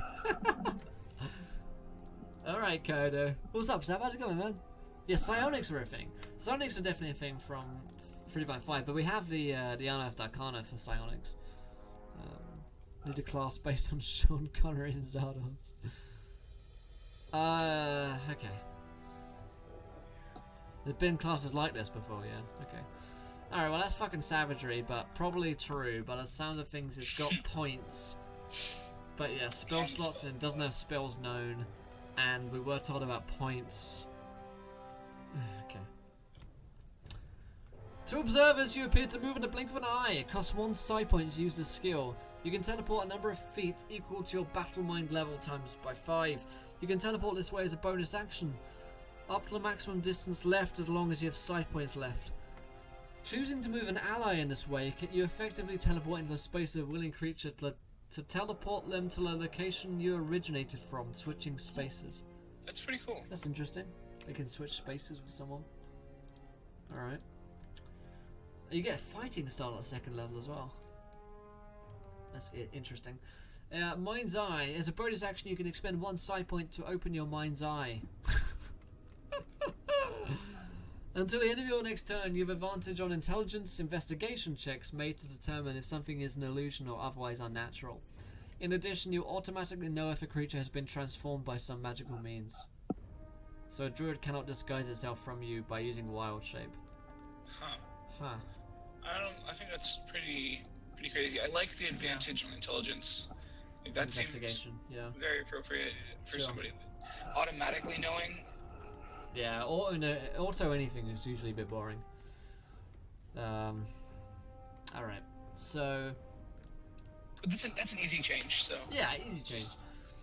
Fighting styles, sure. Same. Spellcasting abilities, spellcasting, sure. Intellect hammer. This again, it sounds like a Reddit comment. Starting a second level, when you hit a creature you can see with a melee weapon attack, you can expend 2 psi points to deal psychic damage to the target, in addition to weapons damage. It's 1d8 plus 1d8 for each additional psi point spent, up to a maximum of 68. You can expend more psi points on this ability than your battle mind level. Okay. And how many psi points do you have? It doesn't say. Oh, well, it doesn't say. It doesn't say in the chart, is what I was looking at, so... Okay, it's the total number of psi points is 2 times battle mind level plus intelligence modifier. So at second level is 4 is plus what 2, so maybe 6 psi points. So you're looking at between the range of like 5 to 6, most likely. I'm guessing. Thank you to Admiral Sexington for following. Welcome to the adventure, my friend. You're a gentleman and a scholar. Welcome to the adventure. If you guys haven't followed yet, by the way, go ahead and hit that follow button and join us. Yeah, I think it's Xenos. Okay, so intellect hammer seems they're fine for that damage. Powerful, mental agility. It takes half as long and costs half as much to train yourself in a new skill or tool. I like. Sure. But I think that 5e it takes way too long. I don't even play with rules for learning new skills or tools. Well, I play Adventures League some, so you have the same character over multiple campaigns. Okay. That's interesting. Yeah, I didn't even know that was a rule. Fuck me. Alright, you choose a mental discipline that shapes the nature of your sonic powers. Choose Iron Guardian or Zephyr Blade. Does sound cool. And they get a list of associated spells. And you get augmentations as well. And ability score improvements, extra attack. Okay. And at 6th level, you choose whenever you or a friendly creature within 15 feet of you takes damage for the first time in a round. First time in a round or a... Yep. Yeah, okay. So essentially a reaction? Yes, this is each round, I guess. So you can expend 1 psi point to reduce the damage by your battle mind level plus your intelligence modifier. You must be conscious. Alright, that's fine. Expending a psi point to reduce damage kind of works. Yeah, I would just call it a reaction. Yeah. It's just weird. Yeah, interesting wording. Aspect of Luminous Fort. At 10th level, you and friendly creatures within 10 feet have advantage on saving throws against effects that blind, deafen, or deal psychic damage so long as you're conscious. Alright. Improved Intellect Hammer. So this should be an addendum to Intellect Hammer. It should be at 11th level you do this rather than a new... Okay.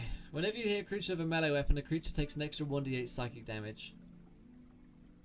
If you also use your intellect hammer with an attack, you add this damage to the extra damage of your intellect. This is very confused from what I'm reading here. I don't understand. Is this a paladin-esque type of creature, or? I guess, maybe. It's like a monk with a sword, like a psionic monk sword thing, like a psionic fighter, I suppose. Right. All right, something. You got a sword for your stomach, but it doesn't hurt. Yeah.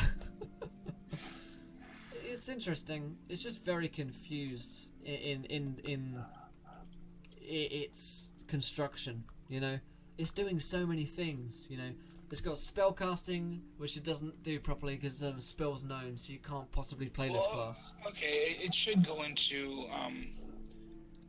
It says it's preparing and casting spells, so it's prepared. But we don't know how many spell slots. No, yeah, you have no idea how many. Yeah.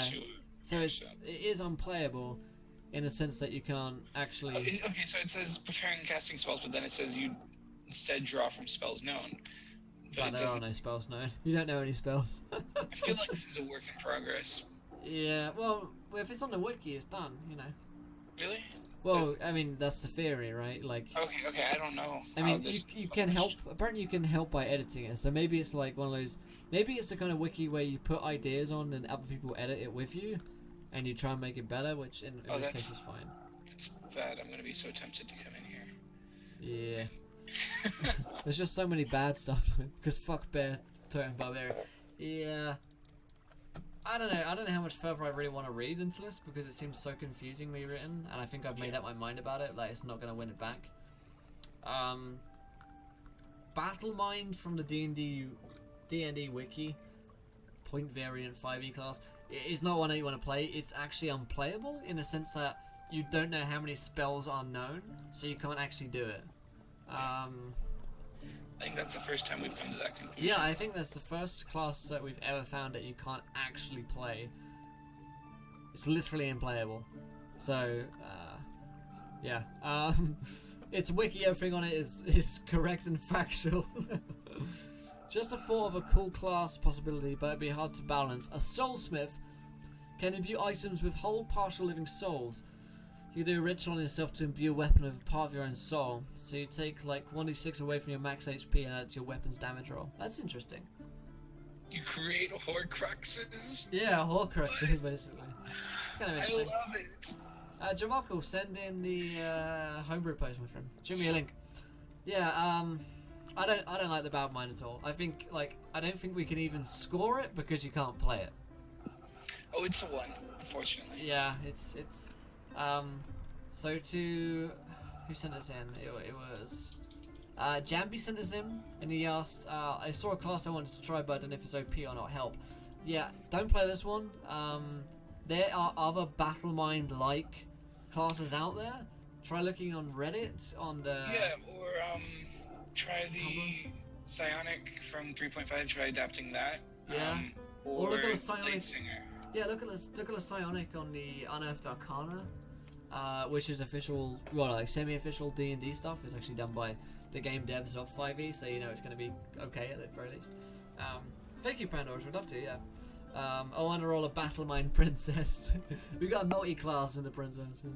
But yeah, I wouldn't play this one because you can't actually play it. I think this stuff at the top here is accurate in that I don't think they really understand the mechanics of the game.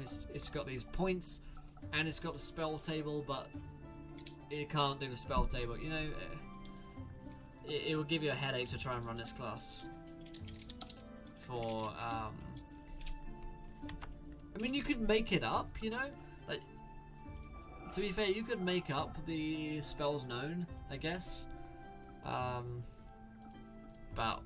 yeah, I think the fact this that can change tomorrow, like the sure. If it's a wiki, people come on here and adjust it. Sure.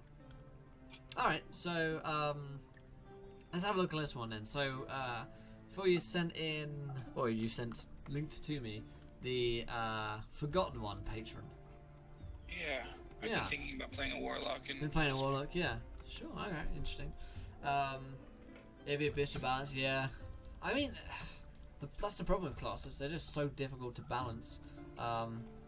But you really do have to put in time and work into them, which I think that one didn't. Yeah, I agree in there. That was a painful class. Alright, so the Forgotten One. You've made a pact with a being that the world has forgotten, but which hasn't forgotten the world. A being that longs once again to roam the vast expanse of the material plane, or in the very least restore some of its former glory. For though its being is ancient, it still remains the feel of the sun. Remembers the feel of the sun on skin. Okay. The Forgotten One lets you choose from an expanded spell list. You get Magic Missile Shield, Magic Weapons, Silence, Daylight Protection from Energy, Fabricate, Mordekainen's Private Sanctum, Mislead, and Teleportation. So. Interesting. These are like the ones that you would typically take in addition to your expanded spell list. Right, yeah. Well, this kind of allows you to make it whatever you want it to be. Whatever you want it to be, yeah. It's kind of interesting. I don't like the fact that the artwork is all like smudged up though. No, but it is cool. But it is a cool piece of artwork. But it's I wish it were like HD. Yeah, it's Harry Dresden apparently. All right. My God, Arcane Space-Time Correlation. You could think of a catchier name for that, really, couldn't you? Arcane Space-Time Correlation.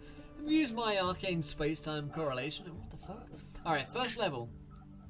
When you cast a spell that requires one or more targets to make a saving throw to avoid damage, you can choose to make a spell attack roll for each target instead. If you hit against their armor class, you lock the magic onto the specific space and time the target occupies, and it suffers from the spell effects as usual. Any ongoing effects or subsequent saving throws from the spell are treated like normal. Short or long rest.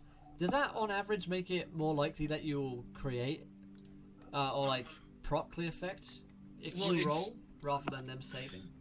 Saving is actually better, right? Because oh no, I'm trying to think. Because they need to hit a third, like for example, 3 and 2 for whatever stat you've maxed will make your spell save DC 13 at like first level, and then assuming their armor class is see they're wearing heavy armor of some kind, so a 15 min. Sure. You have a 25% chance of hitting them, whereas they have a larger chance of saving than you do of hitting them. So I'm not sure which would be better. Yeah. Someone do the math. I don't That's know. a little bit complicated for my head. Yeah, me too. I was thinking like, what the fuck is... Yeah. Okay, so for them to fail the save versus for you to hit them is what it would be. Yeah. So they have a larger chance of failing the save than you do to hit them. So giving them a save to fail would be better. Would be better. So this, And this is making... bad then. Yeah. Xenos, pretty much everything was wrong with it. They'd have like a 65% Right. chance to fail. Maths is happening. It's painful. I don't know. Yeah, it doesn't seem good though. Like, and it doesn't. I don't know. You'd have to do the maths on it, but it doesn't seem even. I don't know. Anyway, mind over matter. When a spell makes you roll a saving throw, you can use your reaction to choose which saving throw modifier you want to use. This is so metagame. This is all just. Yeah. Okay. That's the only thing that's frustrating to me. Yeah. Yeah. There's kind of no point in it anyway. Yeah. Duel of Minds. Beginning at 10th level, when you are targeted by a spell that targets only you, you can use a reaction and spend a Warlock spell slot to meddle with the caster's connection to Weave. There it is. That connects it to the lore. That connects it to what this class or this one is supposed to be. You and the caster make opposed ability checks using your respective spellcasting abilities. You have disadvantage on a check if the contested spell is 6th level or higher. If you win the contest, you seize control of the spell and may direct it at any creature you can see within the spell's range. Now that is the Harry Potter Voldemort locked wands spell, you know, that you play this class for. I love it. Oh, that's the best thing ever. It's pretty cool. That's a cool ability. Very cool ability. It's a shame that the previous two are so bad. I feel like, yeah, okay. I'm gonna take this and fix it. You might want to play it, and you might want to edit this one just to get to be able to do that, because that's cool. And then you get Overload. At 14th level, your control of magic have grown to the point that you can alter your magic to better find its mark. When you cast a 5th level spell or lower, that forces one or more creatures to make a saving throw to resist its effects.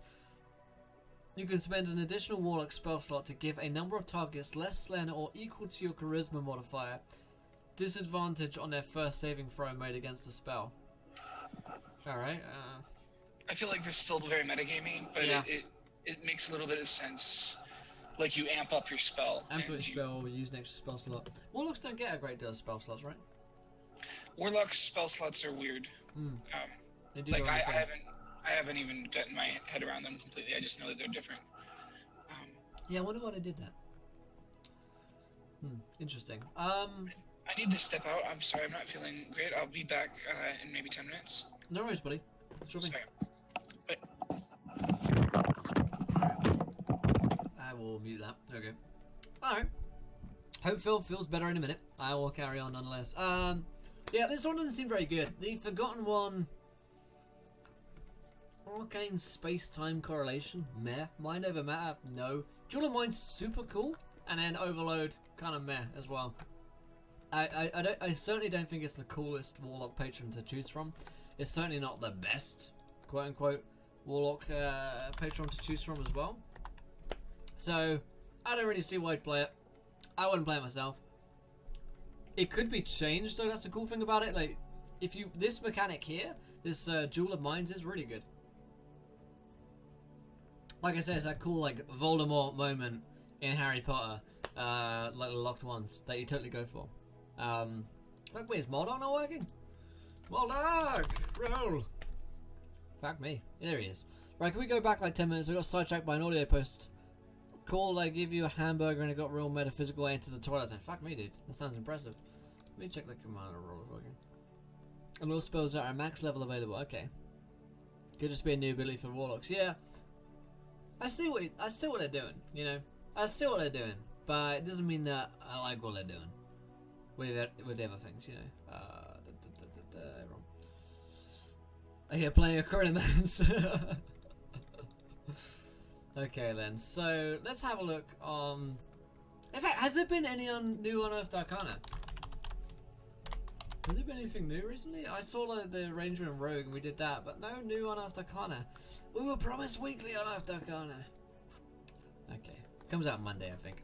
Let's have a look on this Tumblr thing here. Unearthed Arcana Derivative, that Roguish Archetypes Archaeologist. Hello! It's pictures of ladies. Alright, we'll open up these and have a look at some of these. Archaeologists. My god, there's a lot of them. We won't look at them all. Okay. So... let's capture these guys real quick here. Thank you.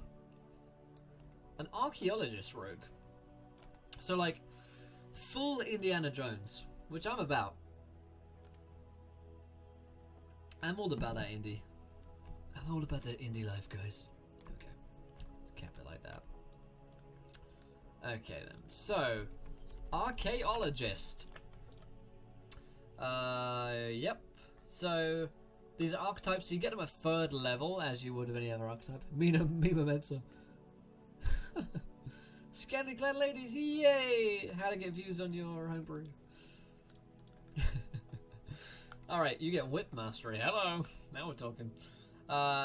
You gain proficiency in 2 extra skills. You learn 2 extra languages. When you make a history check related to magic items, you can add twice your proficiency bonus instead of any proficiency bonus you normally would apply. You can attempt a history check to decipher any written dead language you don't already know. That's pretty cool. So you go through your books and have a look at stuff. Indy was the dog's name. They called you after the dog? Alright then. I have a lot of fond memories of that dog. Also at 3rd level you gain proficiency with the whip. As an action you can use this weapon almost like a 3rd hand. To perform feats like push a button, retrieve an unattended object, and firmly wrap the end of your whip around a pole. Wow. So I think the idea is that we look at this picture of this lady and we read the sentence, firmly wrap the end of your whip around a pole, and we're meant to be excited and play this class. Or archetype. You can use your whip to trip a creature. This works as shoving a creature, except that you must make an attack roll with your whip instead of a strength athletics check. And that you can only knock the creature prone or pull it 5 feet closer to you instead of pushing it away. Grappling whip. At 9th level you can perform a grapple at range using your whip. This works like a normal grapple, except that you must make an attack roll with your whip instead of an athletics check. You may drag the grappled creature within 5 feet of you. Okay. Yeah, we still doing phrasing? Never give me the odds, yeah. Foot hand around that pole. Somebody was definitely a little excited whilst they were writing this one, I think. Using magic device. At 13th level, you have such deep knowledge of mystical artifacts and ancient magic, you can improvise use of items even when they're not intended for you. You ignore all class, race, and level requirements on the use of magic items. At 17th level, you have advantage on saving throws against spells. Furthermore, you have resistance against damage of spells. Alright, let's read that again. You ignore all class, race, and level requirements on the use of magic items. It's kind of crazy. I mean, it's not good. Like, it's under the curve of rogue archetypes, which are already really, really strong. When you're trying to compete with the assassin and the thief, then or the burglar, is it? Okay, I think it's thief. Yeah, battle dancers. Yeah, I mean, like, you're gonna have a tough time competing in terms of like curve. But that being said, I mean, it's quite fun. You know, it's got like Indiana Jones vibe going for it, so it's quite fun. But the I think we're being criminals here. Yeah. Favorite class is the bard. Battle Dancer is an elegant battle-focused rogue who pairs a mystical dancing art with graceful maneuvers in battle. Okay. Yeah, assassins can still kill someone in like one attack in the first round of combat, yeah. So, when you choose archetype, you gain proficiency with scimitars. I've played RuneScape with scimitars, skimmies, and the performance skill. If you already have proficiency in performance, choose another skill instead. Have a different one. Alright, beginning of 3rd, your AC is 10 plus Dex plus Charisma. Moreover, good use of the word, when you engage in 2-weapon fighting, you can add your ability modifier to the damage of a second attack. That's interesting. So you're actually able to dual attack, or whatever the term is, and not be like totally crap, which is kind of nice. So there is that. How you feel? You feeling better? Yeah, thank you for that. Sorry. No worries, no worries. We're currently looking at the If you go on the 5e homebrew Tumblr and scroll down to the let's see, the roguish archetypes, we're looking at the battle dance right now. We just looked at the archaeologist. I will check your whispers, my whispers in fact, in a little bit, yeah. At 20th level you get plus sensei against crystal circles. Yeah. Alright, Silk Dance at 9th level. While you're wearing no armor and not wearing a shield, you add your charisma modifier to any dex check you make that doesn't already include your proficiency bonus. Alright. Alright, okay, there's only a couple more. At 13th, you gain the ability to cast the Meld into Stone, Silence, and Waterwalk spells, but only as rituals. You must perform a special dance that requires you to be wearing no armor. All of these require you to be scantily clad at the time in which you're doing them. Hence the images of these ladies here with their breasticles on display. So definitely definitely interesting. Okay then, so you can expect me to play a very masculine lizard folk. Yeah, absolutely, yeah. With Battle Dancer. If the chat doubles, refresh. If it's an app problem. Prestige requirement cam go. Good lord. Oof. Okay. Iridescent Dance. By 17th level, while you're wearing no armor, you have to be wearing bra armor. You have to be wearing boob armor. That's the only way that you can do this class. And not wielding a shield. Like it feels like this person didn't consider that guys might play this. You know, it's like. Oh yeah. It's like someone's homebrewed this so that the one girl in their group who they're like, you know, kind of obsessed with, can like, hey, I made this new class. You should totally play it. Yeah, you can't wear armor. Can we get some haha face? Oh my god. Hit a raging pulsating erection. You get any AC bonus? No, but your AC is 10 plus Dex plus Charisma, I think it was what it was said. So. Plus Charisma. Yeah. Okay. Okay. Of course, it's the plus for the boobs. That's how you disarm your opponents. You distract them. I see. With your Chain Mother King disqualify. Yeah, exactly. I've played Korean MMOs, guys. That works apparently. So you can perform a special dance to cloud other creatures' minds. Really? Huh. That's interesting. As an action, you make a charisma performance check. Every creature within 10 feet of you that isn't immune to charm effects must make a wisdom saving throw against the result of your performance check. This is the effect of mouths being agape. So if it fails, the creature is confused for 1 minute as per the confusion spell. At the end of each of its turns, an affected target can make a wisdom saving throw against the same DC to end the effect. You can use this feature once. You gain the ability after a short or long rest. Okay. Well. Balanced. Balanced? Sure. Sure. Oh man. Temple Dex was however long you were a gymnast. Moon Prism Battle Power. It's funny actually. Becca is like actually a dancer, so it's funny she's not here. She could comment. So hey, cool. So I'm a male half-orc battle dancer. What now?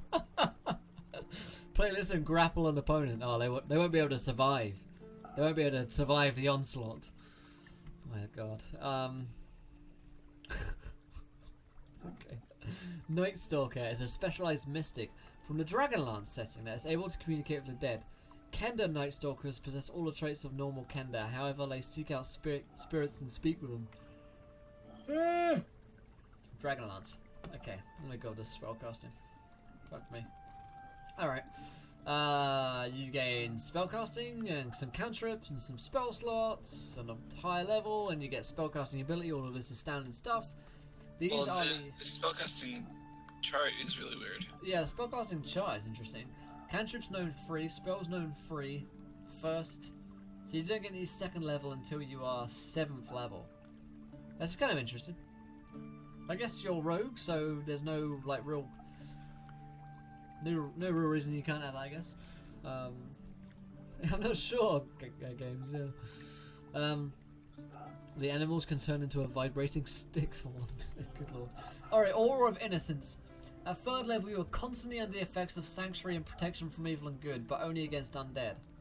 I guess it's kind of campaign specific. Yep. Yeah. Depends if that's good, I guess. Spirit Companion.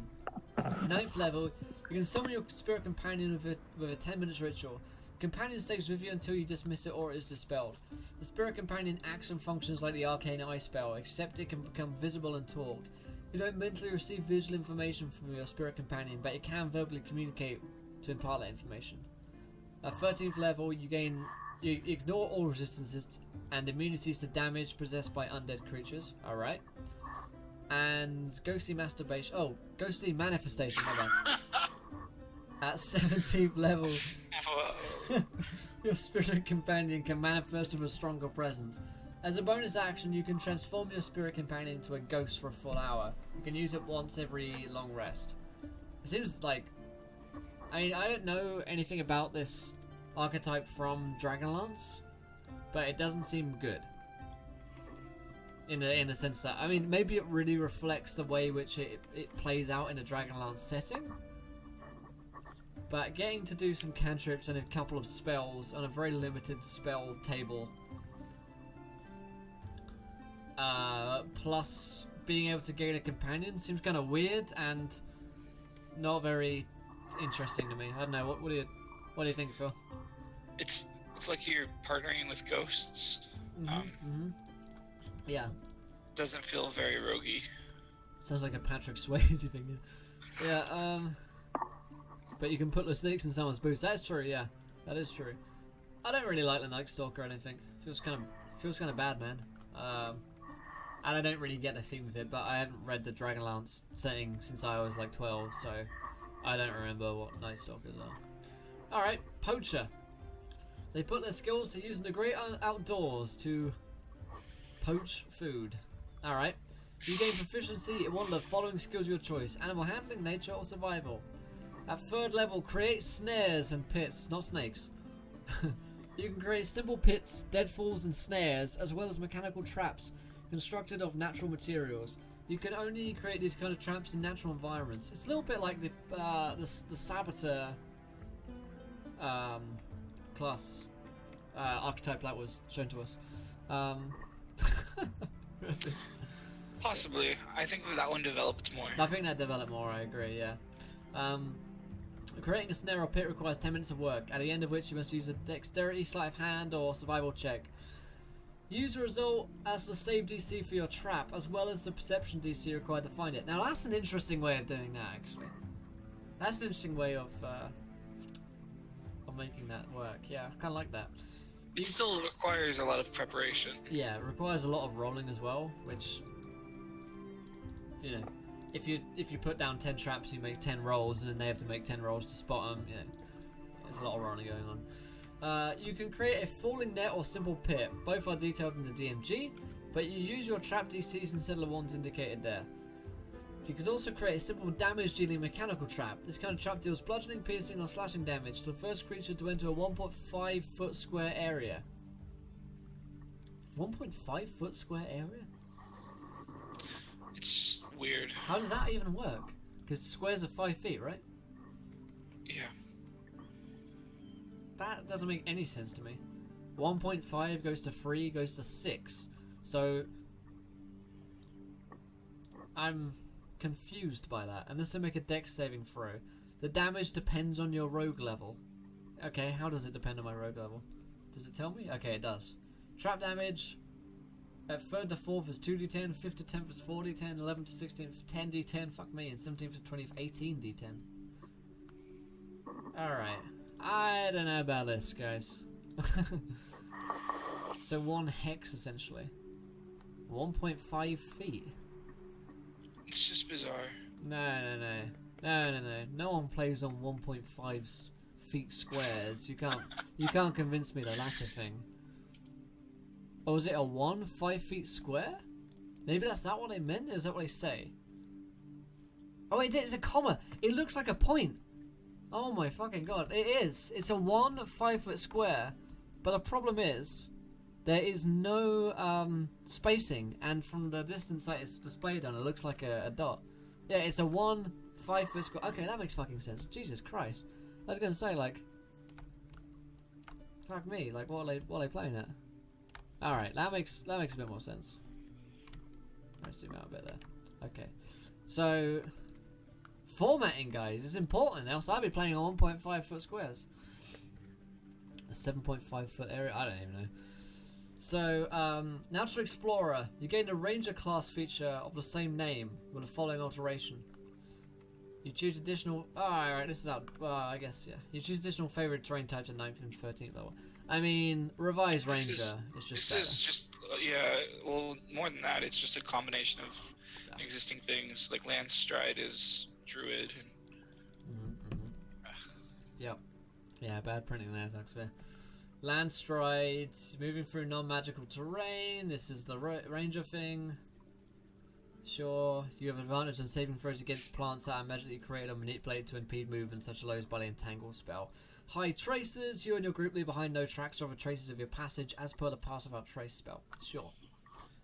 At 17th level, you gain a Ranger class feature of the same name. Well, why don't I just multi-class? You know, why don't I just multi-class? Or why don't? How about I just play a fucking Ranger? You know. Well, there are reasons for that, but yeah. Well, Revised Ranger. You know. Yeah. Just play the Revised Ranger. It's just good. You know. All right. Yeah, I don't like the Poacher at all. I like this one much less than any of the others actually, because there's no point to it. Basically. There's no point. Okay. Zoom a bit out there. Okay. Alright, so Sorceress Origins. Alright, so these are Sorceress Origins now. cool.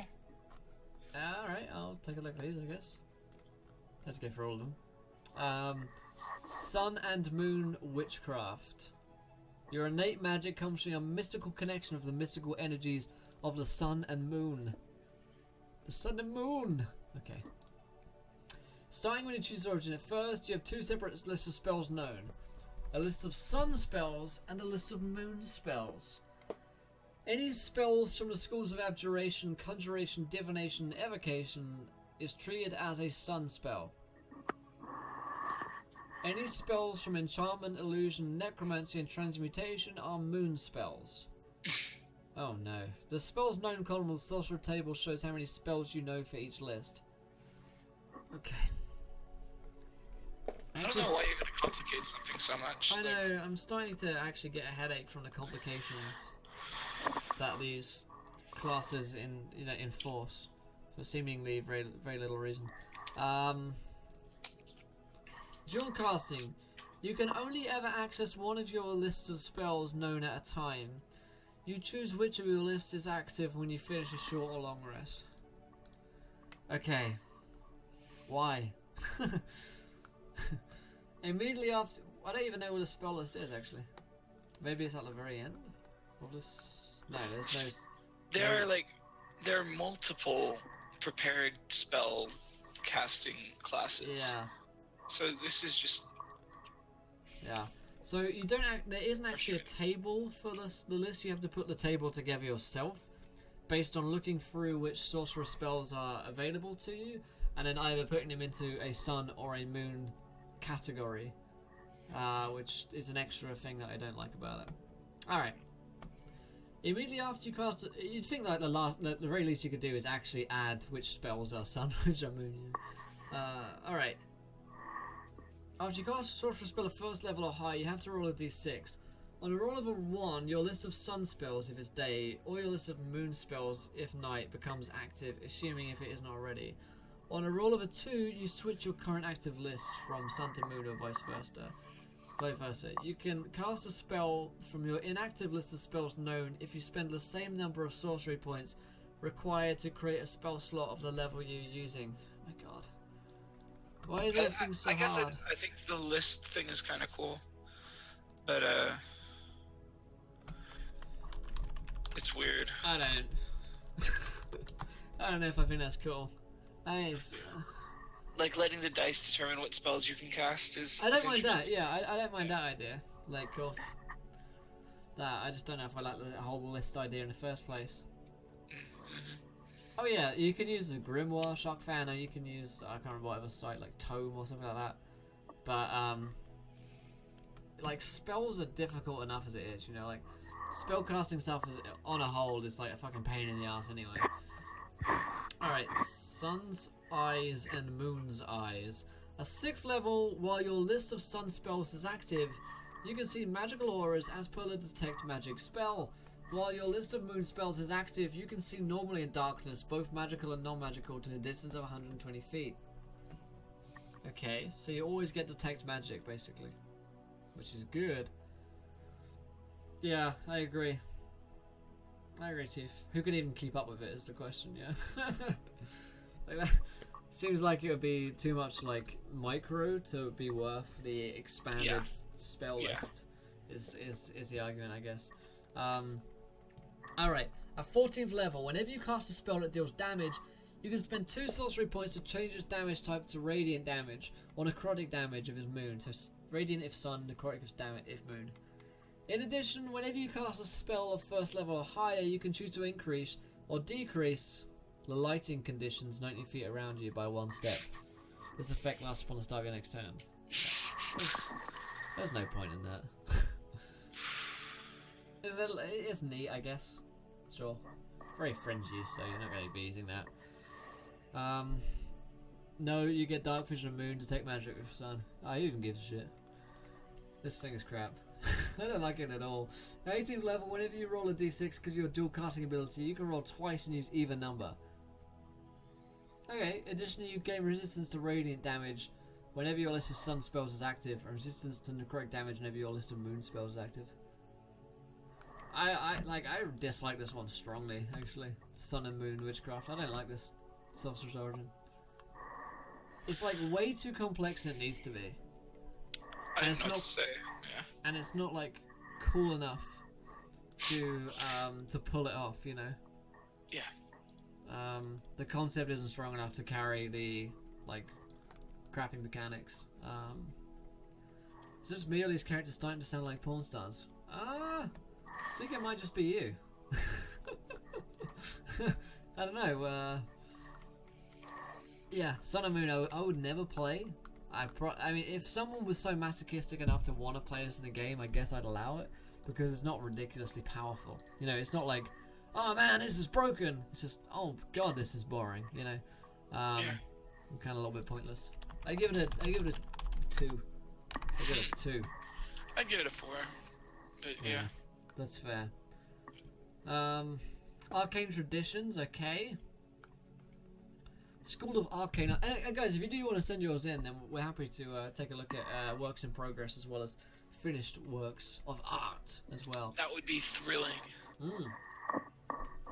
Alright, would you want to do this one? School of Arcane Archery? Indeed. The master of the elven war bands. Arcane archers, wizards known for their supernatural accuracy with the bow, and the ability to imbue arrows with magic. Only elves can do this, though. Interesting. Oh, Racism. Elves and half-elves. Yeah, very much so. Racism. Alright, though. Oops, sorry. Hashtag elfban. Your DM can lift this restriction to better suit the campaign, though. Oh my goodness. Alright, training in archery. When you adopt the tradition at 2nd level, you gain proficiency with light armor and proficiency with longbows and short bows. This is an arcane tradition, so this is wizardry. Yeah, wizardry. And you shoot bows and arrows now. Okay. At 2nd level, every non-magical arrow you nock and let fly becomes magical, ignoring any damage resistance to non-magical weapons. Alright, Cool. pretty good. Yeah. Yeah. At 6th level, imbue arrow. As part of your attack action, you can place an area spell upon your arrow, the arrow you fire. The spell's area is centered on where the arrow lands, even if the spell could normally be centered on only the caster, or has a range shorter than your bow's range. An area spell. Okay. Interesting. Yeah. Starting at 10th level, Hail of Arrows, you can use your attack action to fire an arrow at each and every target you choose within range. You must make an attack roll separately for each target, and each target can only be attacked once. You cannot use both Imbue Arrow and Hail of Arrows with the same attack action. Fuck me. And you can use this feature twice per short or long rest. So you can make, if you see 20 people, you can make an attack roll against each of them. Yeah. At 10th level. Wow. Each and every target you choose within range. So, I mean, that's a lot of targets that you could... A longbow range of like 100 and something feet. Yeah. Pew, pew, pew. Yeah, you just become like a... You're like a cartoon with 6 seconds around, like... Yeah. It's like, it's always as crazy as 12 attacks. for 6 Oh, it's seconds. worse than It's that, worse, right? yeah. It potentially is, Because yeah. Because that's at 15 17th level. No, that's at 10th level. Yeah, this is at 10th level. Yeah. Okay. So Arrow of Death, though, at 14th level, as a bonus action, you can turn one arrow into an Arrow of Death. Oh. Becomes an Arrow of Slaying, DMG 152, which will work on any target. What? The Arrow of Death works only if you are the one to fire it. You can only have one such arrow in existence at a time. You can use this feature once per long rest. Okay. Okay. Only one existence at a time, yeah, okay, and then the long rest. Yeah. Alright, I don't actually know what arrow slaying does. It look like... Yeah, I'm looking it up. So there are dragon slaying arrows, blue dragon slaying arrows. They must make a Constitution saving throw, or take an extra 6d10 piercing damage on a failed save. Ooh. Half as much on a successful one. Okay. Interesting. Alright, yeah. I mean, Hail of Arrows is just crazy, man. Like, that's just insane. And they're all magical attacks as well. Yeah. So, there's that. Alright, okay. Well... There's another arcane... Is this a whole other arcane tradition? I think there's a whole new arcane tradition, yeah. That's School of Rituals, yeah. Alright. Yeah. I mean, I feel like Hail of Arrows lets this thing down because it's just insane. Unfortunately. Yeah. Doesn't hit a teammate instead, yeah. I would make it like in like a 15-foot radius Sure. circle or something. Yeah, within... Because that would within the limit zone. it to, a few. Yeah. I think a Robo Danjal for following. Welcome to the adventure, my friend. You're a gentleman and a scholar. If you guys haven't followed yet, go ahead and give us a follow. Let me read this whisper from Jamarkle. It says, I made a spell called Supreme Subrication. It's a spell that allows players to enter the mind of their opponents. The way it works, you have to be at least 33 feet close to your opponent. I suggest rounding it to like 30 feet. Yeah. To your opponent, for it to reach them, the player must do a luck roll, saving roll, so it doesn't backfire the way it can backfire.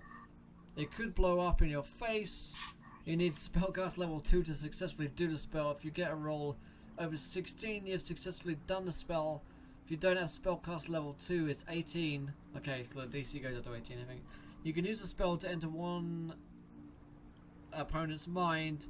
2, knock out an opponent. 3, see an opponent's next move. Or 4, disintegrate their body. And that's Oh it. my gosh. So 4 is crazy. 4 is too powerful. So you can't just disintegrate someone's body after you do a few saves. I think that needs some looking at for balance. Have a look at how other spells work in 5th edition and try and emulate the way which they work. That would be my advice, because currently it doesn't really function like a 5th edition spell so much. So take a look at any spells which require like saving throws and stuff like that. And it would be done on them making a saving throw, and it wouldn't be a flat DC such as 16 or 18. It would have to be based on their spellcasting modifier, or spellcasting spell save DC. So it'd be like 8 plus proficiency plus something else, I think. But it sounds like a cool idea. Entering into someone's mind is a very cool concept. I like that. Yeah. Alright, so let's carry on with this next arcane origin, I suppose. Shall we? Shall we? Ritualists seem interesting. Yeah. Members of the School of Rituals focus on the general usefulness of spells rather than their potency in battle. Particularly popular among wizards who are not adventurers, or adventurers who like to be prepared. So the Boy Scouts of wizards. Yes. Well said. Hey, I was a Boy Scout once. So. Oh, wonderful. Often Wow, hired. that's shots fired. Yeah. No, my brother was a Boy Scout. It's great. I just wish you guys sold cookies. Is my only my biggest. I never got to sell cookies. I wish I'd have attained that level. Yeah. Never got there. Anyways, beginning at 2nd level, when you select the school, the golden time you must spend to copy a spell with the ritual tag in your spellbook is halved. That's cool. Similar to the other schools allowing for evocation, or divination spells, etc., to reduced cost. Expanded ritual casting. Beginning when you select this school at 2nd level, you treat the following wizard spells as if they had the ritual tag. You still need to learn them as normal. Okay. Disguise self, false life, protection from evil and good. That's interesting. Rope trick, knock, continual flame, breaking luck with yourself. Magic circle, remove curse, tongues. These seem reasonable. Yeah, reasonable. They're not all like attacky spells, you know, not all big damage dealers, you know. So yeah, that's interesting. It's kind of a different look on the wizard. I like. Expert ritualist. At 6th level, casting ritual spells comes so easily that it expends only a fraction of your spellcasting efforts, even when you aren't casting them as rituals. Okay, so when you cast a ritual spell of 2nd level or higher using a spell slot, you regain 1 expended spell slot of a lower level than the spell you cast, and no higher than 5th level. That's interesting. That gets better the higher you go up as well. Yeah. Yeah. That kind of stacks, I suppose. Scales, rather. Yeah. Rituals to simple spells, not my jam. Yeah. Yeah. Ritual Interesting idea. focus. Sorry, go ahead. No, because I like it because the spells you pick are probably not going to be to prepare. Probably Sure. not going to be very combat heavy. Right. Yeah. Yeah. That's true. Yeah. Okay. And that only works for ritual spells, right? When you cast a ritual spell. Right. Yeah. Okay. Interesting. Starting at 10th level, whenever you gain a wizard level, you can choose to replace one of the wizard spells you add with the spell chosen from any other spell list with the ritual tag. Okay. Other wizards cannot copy the non-wizard spells from your spellbook to theirs. That makes sense. That's That great. works. I don't know how applicable it is, but Yeah, that's the thing I'm thinking here as well. Like, it doesn't seem very powerful, but it certainly seems feasible. You know, like Yeah. it's not ridiculously overpowered, which is nice. Certainly from some of the homebrew that we've been looking at recently. So certainly that's something that it's got going for it. It doesn't excite me. You know, it doesn't really excite me too much. This idea, School of Rituals. I don't know how tempted I would be to end up playing this one if I was going to be a wizard. You know, but that's just rituals me. kind of distract from the game. I found. Yeah. So they can, anyways. They don't necessarily, because it Yeah. takes time and it takes. It's usually like teleportation circle. It's very utility, you know. Arcane lock. It's not very often you're going to use that. Right. Yeah. They don't seem hugely. They're very specifically useful, rather. Yeah. Yeah. Situationally. Yeah, we're on the same page there, Steve. Okay. Yeah, and I hear what Refix is saying as well in that, you know, you might want rituals to be a pretty, like, powerful thing that requires so much concentration that, you know, they're cool stuff rather than being, like, little useful things, which is what the spell list is, really. So I understand that.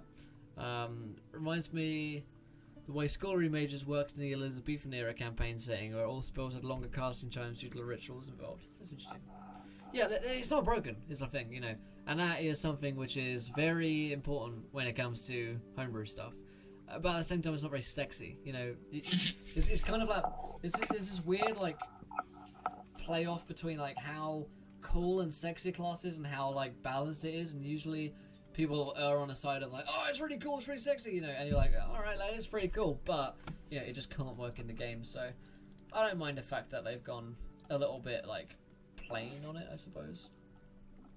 But it's not one that I'm going to remember, you know. By the time that we get to this one next week, I won't remember what that one is, you know. But I will remember the Lich. I will remember, you know, the Battle Mine probably because it was bad. But at 14th level, your study of ritual magic is so deep that you've created a few rituals of your own. Choose a first, second, and third level wizard spell in your spellbook, and you can now cast these as rituals. I feel like that's just redundant. Yep. 14th level doesn't seem great, does it? No. Alright. Disappointing. If it ended with a nice flourish, that could have been sweet. Yeah. Alright, then we've got the School of War Magic, also called War Mages. They're all about war. You heard me, war. It never changes. Second level. What's it good for? Yeah, what's it good for, man? Yeah, we'll see, won't we? Let's see if it's good for wizards. You gain proficiency with light armor and proficiency with any one martial weapon of your choice, and athletics if you don't have it already. Sure. The princess was terrible. We just did it a couple weeks ago. Fog of War at second level. When you cast a spell that creates an obscured area such as darkness or fog cloud, you can choose a number of creatures equal to 1+ strength bonus, if any. If you've got any strength. The chosen creatures can see normally within the area of their spell, as if the spell wasn't there at all. That's interesting. It's just like letting your allies see the air through the area of darkness. Yeah. Fringe use. Not particularly war-y, I guess. Alright. Sculpt spells. Beginning at 6th level. No, it says 2nd level. Instead of second or 6th, it says 2nd level. It's just weird. It's weird. It's not written in second. You can create pockets of relative safety within the effects of your evocation spells. When you cast an evocation spell, they're really hung up on like the types of spells that affects other creatures that you can see. You can choose a number of them equal to 1+ strength bonus, if any. They automatically succeed on their saving throws against the spell, and they take no damage if they would normally take half damage on a successful save. It's a bit like being a sorcerer again. Like yeah, in casting very many ways. Yeah. Yeah, safe spells. Yeah. If you want to play an aggressive wizard, just play an evocation Yeah. wizard. Open walls. At 10th level, whenever a creature you can see attempts to pass through a wall you created with a spell, you can use your reaction to let it go unharmed if the wall was near at all. What? How many times do you create walls? That seems so specific, doesn't it? It's only walls that you created with a spell. Yeah, they attempt to pass through a wall that you created a spell. You can use your action to let it go through unharmed if the wall's near at all.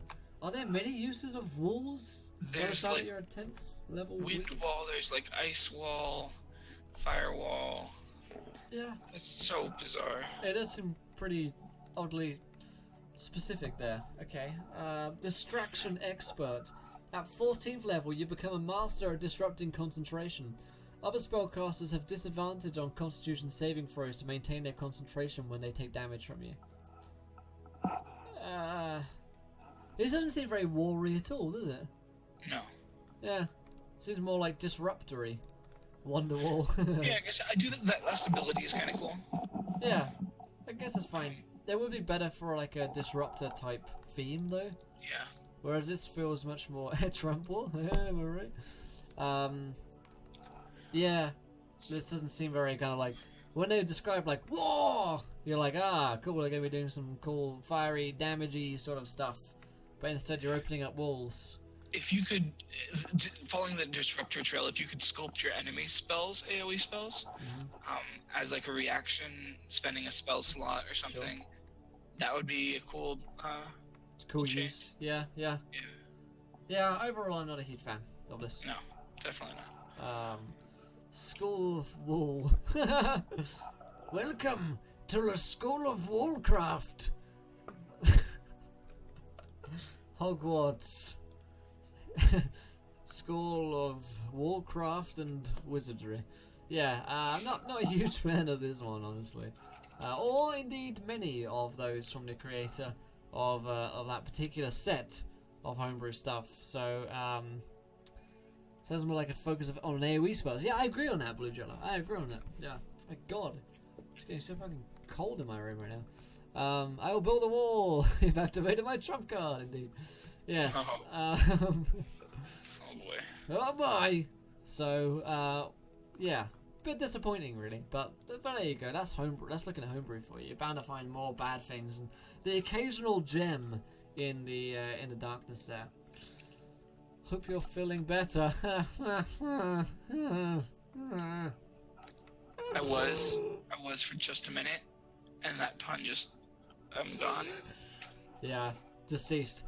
Alright then, guys, we're going to look at a couple more, and if you guys have any that you'd like us to look at, go ahead and shoot them in. And of course, if you haven't followed yet, go ahead and hit that follow button and join us. Very much appreciate that. So, what have you found? What's happened? Let's see, you got bardic colleges here we can take a look at. We've got some magic items, expand boons, some unearthed arcana obviously there. Some nice maps. Ooh. The White Wastes. I've never made maps. Never made a map. I've never made like a proper map. I've made them in Roll20. You know, like free premium-y site maps. But yeah, I've never been able to. I can't fucking draw. You know, Jesus Christ. Next, go on the next page. See if there's anything in it. Forest walkout. This looks nice. Let's open up this bad boy here. Send you a link. There we go. And let's open up the other window capture. Ooh. Ooh. I don't Cool mind if I do. illustration. Yeah, very nice. Very nice indeed. Art by Laura Sava, made with the home brewery. Alright, nice. This looks like a beautiful piece of art. Maybe they've had this made for this piece, I wonder. Always like that. Give me tools and they can make an okay map. Drawing there, yeah. Controller Plate Queen, she's back on Twitter doing polls. Fuck me, is she? Is it about like getting married or something? Do you have one plate per person and multi-plates each straight from the bat? Fuck me, I'm not retweeting that. Alright, so Forest Walker, armor class 15, and this scores like a creature. A medium plant, chaotic neutral. Triggered. Hit points 120. Speed 30 feet, alright. You got a strength of 17, dex of 12, con of 16, intelligence of 12, wisdom of 15, and charisma of 13. Animal handling of +5 skills. Damage vulnerability is fire, so it's much like a treant or dryad or anything like that. In that they go up in flames pretty easily. Being made almost entirely of wood, you can't really blame them, can you? Yep. Yeah, a bit like a White Walker, I guess. Yeah, like a White Walker. You've got damage distances to bludgeoning and piercing. Passive perception of 12. They speak Sylvan, and a challenge rating 5 creature.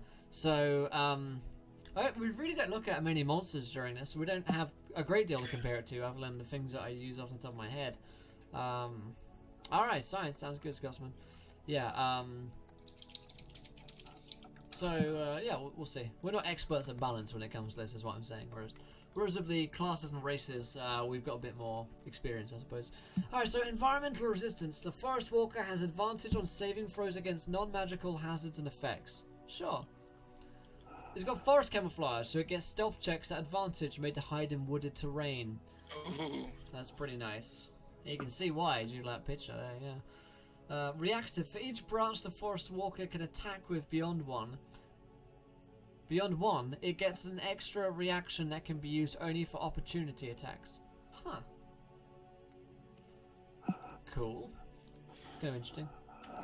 Yeah, I don't know how. I guess because it has many arms, like... It's got like 4 arms, isn't it? Yeah. It's got four arms. Interesting.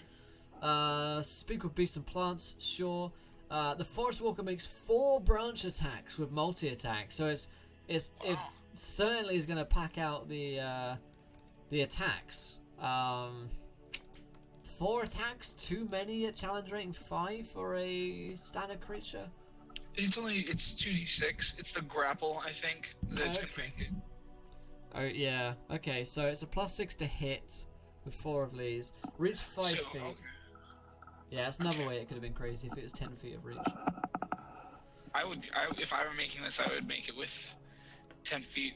Oh no, because it's medium plant. I thought it was large. Okay. Yeah. Makes sense. 2d6 plus 3 slashing damage. If the target was already hit by a branch attack this turn, instead of dealing damage, the Forest Walker can use 2 of its 4 branches to grapple the target, escapes DC 14. Until its grapple ends, the target is restrained, and the number of branch attacks the Forest Walker can make is reduced by 2. That's interesting. Like, whilst it's grappling, the attacks. If there are 4, it doesn't really do anything, because you can use 2, and then you attack with your other 2. On the second one, the second attack, you attempt to grapple it again. Sure. It's kind of... I don't know, it's interesting. Yeah, let's read on, I guess. Grapple is always really good, though. So it's something to be... Especially when it restrains. Yeah, and when you can continue to make attacks whilst you're grappling. Yeah. That's the big thing. En route, if the Forest Walker is standing on dirt, sand, or clay, it plants its roots, reducing its speed to 0 until it takes a bonus action to end the effect. While enrooted, the Forest Walker automatically succeeds on saving throws and checks to avoid being moved, and it regains 10 hit points at the end of its turn. That's pretty good. Yeah. You can plant its roots using speed to 0. Huh. And then bonus action to end that, so it's not like it's completely immobile for ages. It's pretty damn good, this thing. And I think the grapple plus the extra attacks, yeah, so it can... so it can grapple with 2 arms, and then attack twice on the grappled target. Yep. The DC is 14. Chandring 5. It's kind of big. You wouldn't want to face many, like, multiple creatures would be really deadly at this. I think level 5, though, your own creatures have extra attack. Sure. So it's not terrible. Yeah, I'd put it in, like, a pixie or 2 and, put it in the forest, make it a challenging encounter. Sure. Sure. Yeah, and I feel like you might want to use this for more of a like boss creature or like a mini boss or something like that. It didn't seem so ridiculous as that it's like a a full-on boss creature, but you might want to consider this being like a captain quote unquote type figure of like pixies or something like that. Yeah, really nice artwork there again. Glad that they've gone. That is a highlight, yeah. Yeah, I don't know if they like made this for the thingy or if they just took it with permission, but certainly really nice looking. So slightly over the power level. This is a Gosha. DC is lower, could be. How serious does the email to see about getting to Gamer to be? Because I've written one out that I think you like by some dogs. Yeah, shoot it, man. I don't care. I don't mind it. I really like the artwork as well. So I'm being won over by that. I'd use it. It doesn't seem crazy. So I'd use it. AC 15, sure. It's not difficult to hit. It's vulnerable to fire, so you cast a fireball at this bitch and it's going down. Alright, that is the Forest Walker by Philia or Philia, depending on how you say phylactery. Fire vulnerability definitely does it in. Yeah. Alright, Forest Walker. That was kind of nice. Oh, what about a Necromancer? What? Necro? Instead of a necromancer, a mechromancer. If you go on the second page, link you there. You should be able to see this. Mechromancer. Alright. Oh boy. I'm about it. It's a lot of fucking pages, I'll tell you that much though. We might not read all of this, because I end up giving myself a headache. All this reading. We can go through it. Sure. A sight to behold. A warrior clad in clockwork armor humming with arcane power. You can see plates shifting, steam venting, cylinders pumping. Not certain where the man ends and the machine begins. 1d10 hit dice. Yeah. So That's that interesting, makes yeah. sense. Yeah. You get artisan's tools, tinker's tools specifically, simple weapon proficiencies, saving throws, intelligence, and wisdom. Mhm. And you choose 2 from athletics, arcana, history, investigation, insight, medicine, intimidation, and persuasion. Alright, Sweet. so very standard. I think that even sounds like the Yeah. oh, I don't remember. Never mind. Equipment. Tinkmaster's, not Tinker. Tinkmaster's weapon. A Tinkmaster's chassis. Gosh. Tinker's tools. Uh-huh. 100 gold worth of Tinker's parts. Tinkers. A dagger, and then regular weaponry. Scholars or explorers pack, and a spellcasting thing. Cool. A spellcasting thing, yeah. Yeah, okay. That's quite a bit of equipment, actually. Yeah, I think they're gonna tell us how specifically to use it. Yeah, I get that feeling as well. So You might want to angle your camera down a little bit, by the way, Phil. We're just getting forward. Sorry, I was leaning in. I happily do that. I appreciate it, but I actually prefer the forehead, but there you go. Big fan. Okay. So Necromancer's power comes from his equipment. Okay. At first level, this equipment might look strange. Like some hodgepodge of some plates, a few gears, and a piston or 2. Okay. So like the picture, but not as cool.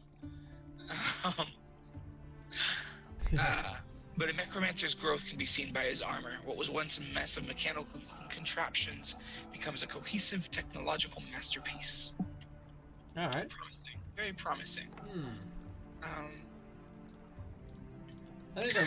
I'll be right back. I'm gonna turn the heating on my house. It's so fucking cold right now. I'm struggling. Okay. You carry on. I'll be right there. But what makes the necromancer so special? Right? Couldn't anyone put on the suit of armor and become just as powerful? Alas, it is not so simple. I appreciate this writing. A necromancer controls his equipment through the arcane knowledge and power that he has spent a great deal of time acquiring. Someone unfamiliar with these things would have no chance of operating the armor. Indeed, even necromancers themselves have extraordinary difficulty controlling the work of others. All the tink, yes. Specialization. You must choose where to dedicate your brain power in specialization. Brain power. Starting at first level, you have a pool of specialization points. Is there enough tinkering yet? Wow. I feel like we're missing out on some tinkers of possibilities. It is equal to your intelligence modifier. You may split this pool however you like between 2 scores. Oh gosh. Physical specialization and magical specialization. These scores will be used for some of your necromancer features. Alright. What is the Tinkmaster's chassis? Yeah, everyone's saying Iron Man in D&D. Believe it or not. Pretty much. Your armor class equals 10 plus your int modifier plus your con modifier. When you're wearing your Tinkmaster's chassis. So it's like armor. Yeah, so it's like wearing armor. But you have disadvantage on stealth rolls. Okay. If at any point you would like to add a specific piece of armor to your chassis, you may spend time and resources incorporating it into the suit. Duration and cost of the process is determined by how dramatic the change must be. If you only need to swap out pauldrons, it will take 2 hours and 10 gold worth of tinker's parts. If you have an entire suit of armor and need to essentially rebuild the chassis around it, the process will take 4 days and 500 gold worth of tinker's parts. Why? Because your DM will decide if anything happens in between. Okay. Alright, this seems interesting. Oh, so you can add armor of resistance or something if you find magical armor. It doesn't affect your AC calculation, but it can give magical properties to the armor. Sure. So I guess if you're doing this, that sounds cool. And it takes a while to put on, just like armor. Yeah, I'm struggling. Yeah. I don't know what... Is this chart? Is that spells up there? First, second, third, fourth, fifth? It doesn't say. That's why I'm worried. Okay. Alright, guys. Let's do this. We've got some more Tink coming along, guys. We heard you like Tink. Tink for everybody. Tink in your Tink. Like me. Tink Master's Weaponry. First level, you may choose a weapon from the martial melee weapons list that does not possess the two-handed or thrown property. If it has the versatile property you consider to be wielding with one hand, and you rig... Oh, okay, so you put it right on your chassis. And it is now your Tink Master weapon. AKA your arm. Proficient with whatever kind of weapon it is, yes. And you cannot be disarmed. Because it's your arm. Yes, you may add your physical specialization score to your attack and damage rolls. Interesting. At 5th level, your chassis can support much more firepower. Ooh. You may choose to attach a second Tink Master's weapon to your suit. A melee weapon that does not possess two-handed or thrown property. Okay, so you can dual wield. Wow. Right, with your arms. Your weapons are attached using movable apparatus that make them hit harder than normally possible. Add 1d4 to weapons damage die if you are using it as a Tink Master's weapon. What? So you just automatically get an extra d4. Sure. At 11th level, they become dramatically more complex and effective. Add 1d12 to the damage die instead of 1d4. Cost of this 11th level, it costs 30 gold worth of Tinker's parts. Of course. I appreciate that. I do, yeah. I need They think about everything. I need the specifics. Why? Yeah, why How never am I need to gonna think again. upgrade without gold? How am I gonna... exactly how much gold am I gonna need for this? Let's be honest here. So it takes 6 hours and 15 gold of Tinker's parts to remove one weapon and replace it with a new one. Cool. If it's magical, it takes a full day and 40 gold piece of Tinker's parts. And as the process is more complicated. Okay. Moving on. Swiftly. Still probably at first level. You have a knack for engineering. Yeah, it does actually say. You can spend resources and time creating devices such as traps, alarms, clockwork mechanics, dependent on their complexity, or you may be able to pass an intelligence check to see if it works. Oh my gosh. You might be able to. Supply chain. I use this to get away from words like supply chain. I played D&D to escape supply chains. What is going on? Okay. Necromancers require specific tools and parts to upgrade their equipment. They tend to be hard to find while adventuring around the world. Every necromancer has figured out a way to obtain these vital resources while on the move, however. Okay. Some may know a powerful shopkeeper. Some may carry a tracking device. Or a flying messenger will come find them, providing with a new shipment. Some may have a wealthy family. What is... with a large storage of parts. Decide on a method. Okay. Oh. Yawn. Sorry. So sometimes you need to use gold, though. That's important. Artificer. Moving on. As a necromancer, you've been working with magical objects for as long as you can remember. You know how to figure them out. You can spend 10 minutes examining an object with your tinker's tools. If it is a magic item or some other magical imbued object, you learn its properties and how to use them. See, this is relevant and wonderful. You also learn the level and school of any spells that are affecting the item. So, like, detect magic, kind of, but identify. Okay. That's my favorite part so far. Mecha Magic. By second level, you have learned how to imbue magical power into your equipment. Augmentations. Okay. Cool. Creating gadgets. So the table back here, the table before, was to determine how many gadgets you have at each step. Of course. There's no need to put that on the table, though. That would be too intuitive. And let's be clear, this is not an intuitive class. You have to put together the schematics of a class, much like as a tinker, you would have to put together the schematics of your Tinkmaster's chassis, your Tinkmaster's weapons, and indeed all of your tink. All the tink. All of my tinks. Whenever you get a new gadget, you choose a spell from the Necromancer spell list of equal level or to less level equal to or less than the gadget level. Okay. Gadget will contain the chosen spell. And whenever you gain a level, you may replace one of your gadgets with another. So you, instead of having spell slots, you literally carry around spell slots. Oh my god, if I get a tink, more tink, please tink. For following Hook and the Adventure, my friend. I appreciate Gentleman it, Scholar. Oh, you're great. You're great. Don't tink shit. Casting the spells. I didn't know you could do that with this class. Oh yeah.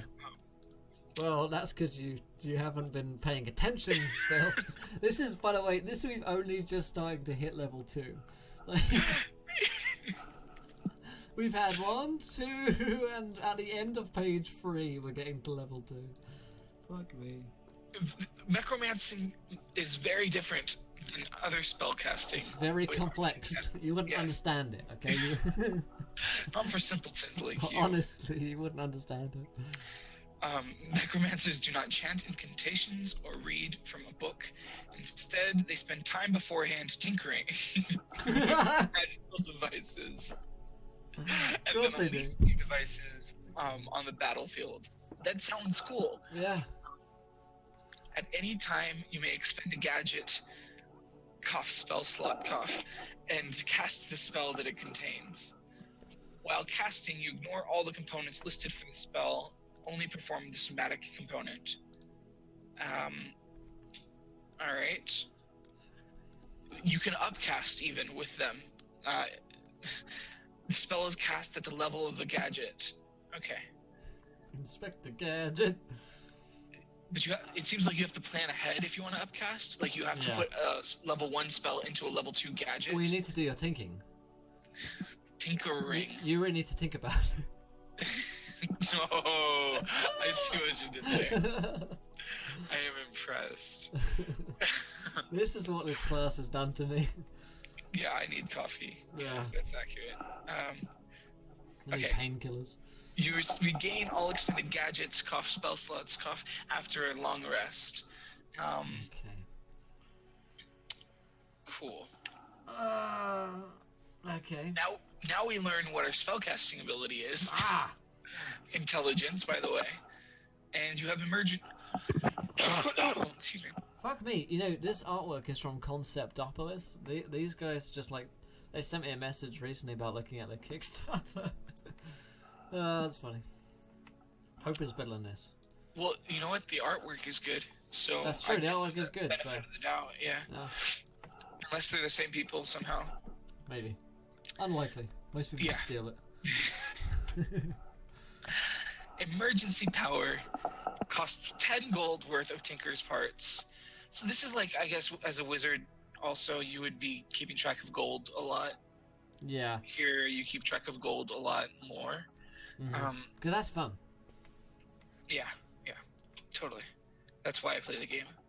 To keep track of money. I love maths. You have learned that it is important to always be prepared for the worst. You have installed a backup store of magical energy in your chest. When you are reduced to 0 hit points but not killed outright, you can choose to discharge the battery and drop to 1 hit point instead. Got a bit of a discharge. As arcane powered courses through your chassis. Until the start of your next turn, you gain advantage on all saving throws, and your armor class increases by 4. Power up. And you can do that once a long rest. That's cool. Sure. I don't know. That's cool. Yeah, sure. Along with the 50 other abilities that are super cool.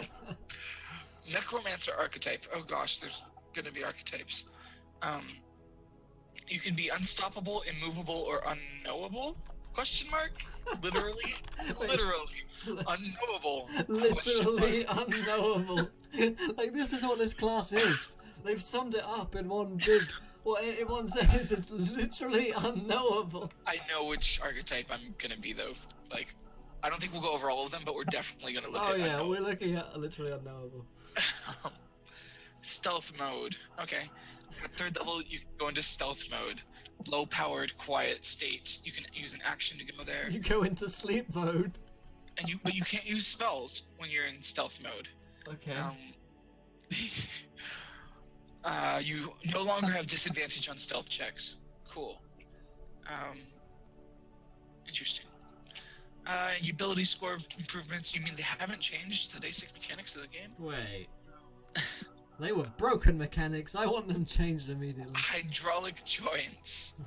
15 gold worth of Tinker parts. Thank you. At 5th level, you augment your armor with powerful actuators around the joints. You may add 1 plus your physical. What does that S stand for? Physical specialization pool to any strength check or saving throw. And when jumping, you may add 2 times 1 plus. There's an algorithm for it. 2 times 1 plus your physical specialization to the distance for a running long jump. There are brackets in that equation, Phil. There are brackets. I hate brackets. The important part, you may add half of that distance rounded down for the corresponding high jump. But wait, there's more. Moreover, how's that word for you? You liking that one I still? like moreover. I'm liking it less now. Your unarmed attacks become far more potent. Why would you have an unarmed attack though if you can have 2 at 5th?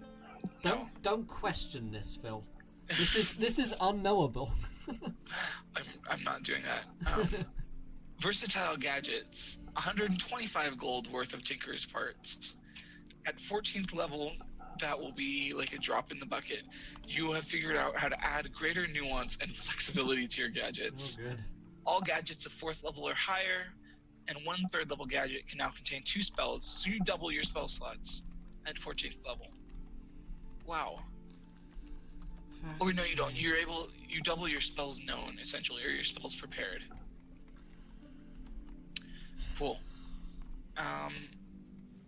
When you expend one of the gadgets, you choose which one you want to cast. Man or machine. That was really 50 gold. Hey, spank my tink for following. Welcome to the instrument. You're a gentleman and a scholar. Thank you for joining us. I mean, It's now a meme. wow. Good lord. It's definitely getting there. You have begun to transcend your biological form. Whoa. Wow. Your chassis has become a natural extension of your body. Of course it has. I can't get over that word. Not tink, Not Tink. You guys are having fun with Tink. I'm having fun with chassis. Chassis.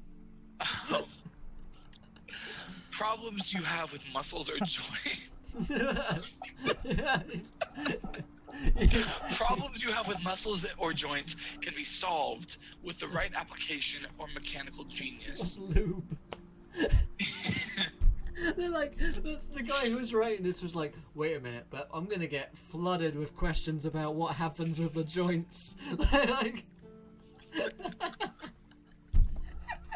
it's like, we've got some playtesting feedback, guys, and all of it is regarding joints. People are outraged. People are outraged. Stay classy, chassis. Thank you for that. For 200 gold worth of Tinker's parts, you can get the Tink Master's goggles at 18th level. You have incredibly sophisticated eyewear, and while wearing it, you gain the following benefits. You can clearly make out any unobstructed object within one mile of you. You can see in dim light, 120 feet. You become an eagle.